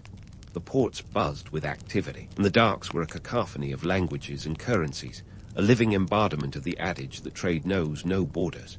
Of course, we can't ignore the elephant, or perhaps the ox cart, in the room, urban planning. The Song cities were marvels of their time, but they weren't without their fair share of hiccups. Kaifeng, for example, was notorious for its floods, a side effect of building a city on a river plain. The Song engineers did their best, constructing dikes and levees, but Mother Nature had a way of reminding everyone who was really in charge. It was a classic case of man versus nature, and nature was winning on points. And then there was the issue of social stratification, a constant undercurrent in these bustling urban centers. For every wealthy merchant counting his jiaozi, there were countless laborers toiling in anonymity. The cities were beacons of opportunity, but not everyone got a piece of the pie. It was a tale as old as time. The rich get richer, and the poor, well, they keep on keeping on. Yet, the social mobility in Song China was better than you might think. Education was a stepping stone, and the civil service exams were a ladder that anyone with a bit of grit and a lot of smarts could climb. It wasn't a perfect system, but it was a start. While these cities were a testament to human ingenuity, they were also a reminder of the complex dynamics that drive urbanization. The Song Dynasty didn't just build cities, they built societies, intricate tapestries woven with threads of commerce, culture, and conflict. It was a time when the world was both larger and smaller than we can imagine, a world where the possibilities were as endless as the horizon. As we wrap up this chapter of Song urbanization, it's clear that these medieval metropolises were more than just places on a map. They were living, breathing organisms, full of life and contradictions, triumphs and tribulations. The Song dynasty may have been 1,000 years ago, but the echoes of its cities still resonate today in every bustling market, every crowded street, and every dream of a brighter future. The story of the Song cities is a testament to the enduring human spirit, the drive to build, to trade, to connect, and to thrive. But there's more to this tale, and as we continue to explore the fascinating saga of the Song dynasty, we'll uncover even more layers to this rich historical tapestry. Stay tuned, because the best is yet to come. As the Song Dynasty's cities hummed with the chaos of commerce and culture, the empire seemed like a well-oiled machine, until it wasn't. You see, the Northern Song had a bit of a geographic Achilles heel, its northern border with the formidable Lyro dynasty. Now, if you're thinking this sounds like the setup for a medieval game of Risk, you'd be spot on. The kitten Lyro were no pushovers, and maintaining peace with them cost a pretty penny in annual tributes of silver and silk. It was like paying protection money, only instead of mobsters, you had an entire empire holding the collection basket. But the real plot twist came in the early 12th century, courtesy of the Jurchen, a Tungusic people from what is now northeastern China. They weren't content with just watching the big boys play, so they decided to crash the party. In 1115, the Jurchen founded the Jin Dynasty and started eyeing the riches of the Northern Song like a kid in a candy store. By 1125, they were knocking at the gates, and the Song Dynasty found itself in a bind tighter than a merchant's purse strings. The Jurchen invasion was swift and brutal. By 1127, the Jin had sacked Kaifeng, capturing the Song Emperor and his court in what historians call the Jinkeng Incident. It's the kind of story where you almost expect a last-minute rescue, but reality had other plans. With the capital captured and chaos reigning, it was time for the Song to pack up their bureaucracy and head south, like a medieval version of moving your startup to Silicon Valley after a failed New York launch. Enter the Southern Song Dynasty, a phoenix rising from the ashes of its northern predecessor. The move south was less about choice and more about survival, as the Song leadership relocated to the city of Hangzhou. The city became the new capital, a beacon of hope and resilience. It was a geographical pivot, but also a cultural one, as the Southern Song carved out a new identity in the face of adversity. They focused on strengthening their naval capabilities, which turned out to be a savvy move given their new coastal base of operations. The Southern Song period was marked by a shift in priorities. Militarily, they adopted a defensive posture, fortifying their southern borders while avoiding direct confrontation with the Jin. It was like trying to hold off a tidal wave with a well-placed sandbag. Economically, the Southern Song doubled down on maritime trade, turning their maritime prowess into a lifeline. Their ships plied the South China Sea, trading with Southeast Asia, India, and beyond. The Grand Canal and the Yangtze River became arteries of trade and culture, pumping vitality into an empire determined not to fade away. Despite the military setbacks, the Southern Song period was anything but a dark age. In fact, it was a golden age of cultural and technological development. The arts flourished, with landscape painting and ceramics reaching new heights of sophistication. Song porcelain became the luxury item du jour, coveted from Cairo to Kyoto. The dynasty also saw advancements in navigation, with the invention of the magnetic compass, a tool that would eventually guide explorers to new worlds. Yet, for all their achievements, the Southern Song couldn't escape the shadow of bureaucracy. You could say they had a love-hate relationship with red tape, which seemed to breed like rabbits in springtime. The Song administration was a labyrinthine behemoth, with officials reporting to other officials in a never-ending chain of command. It was efficient on paper, but maddening in practice, like trying to run a marathon through a maze. The Song civil service exams were the backbone of this bureaucracy, a meritocratic system that selected officials based on their knowledge of Confucian texts. It was the original standardized test, and passing it was like winning the medieval lottery. The exams were arduous, with candidates spending years preparing for a chance to join the ranks of the literati. It was a system that valued intellect over nepotism, but it also created a class of scholars more adept at writing essays than wielding swords. For all its red tape, the Song Dynasty's legacy is a tapestry woven with threads of innovation and culture. Their technological advancements laid the groundwork for future empires, and their cultural achievements continue to inspire. The Song were pioneers of paper money, printing, and porcelain, a trifecta of innovation that changed the course of history. Their cities were bustling hubs of trade and culture, their people resilient in the face of adversity. The Southern Song may have been the underdog, but they were a testament to the power of perseverance and ingenuity. As we wrap up this journey through Song history, it's clear that their story is one of both triumph and tribulation. The Northern Song's fall and the Southern songs remind us that history is a roller coaster of ups and downs, a narrative as complex as the people who lived it. The song Dynasty's legacy is a reminder that even in the face of defeat, innovation and culture can thrive.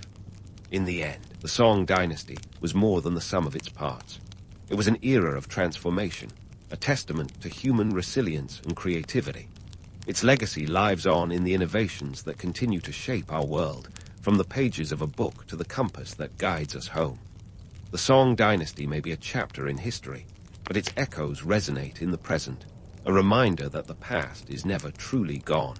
It's just waiting to be rediscovered, one story at a time.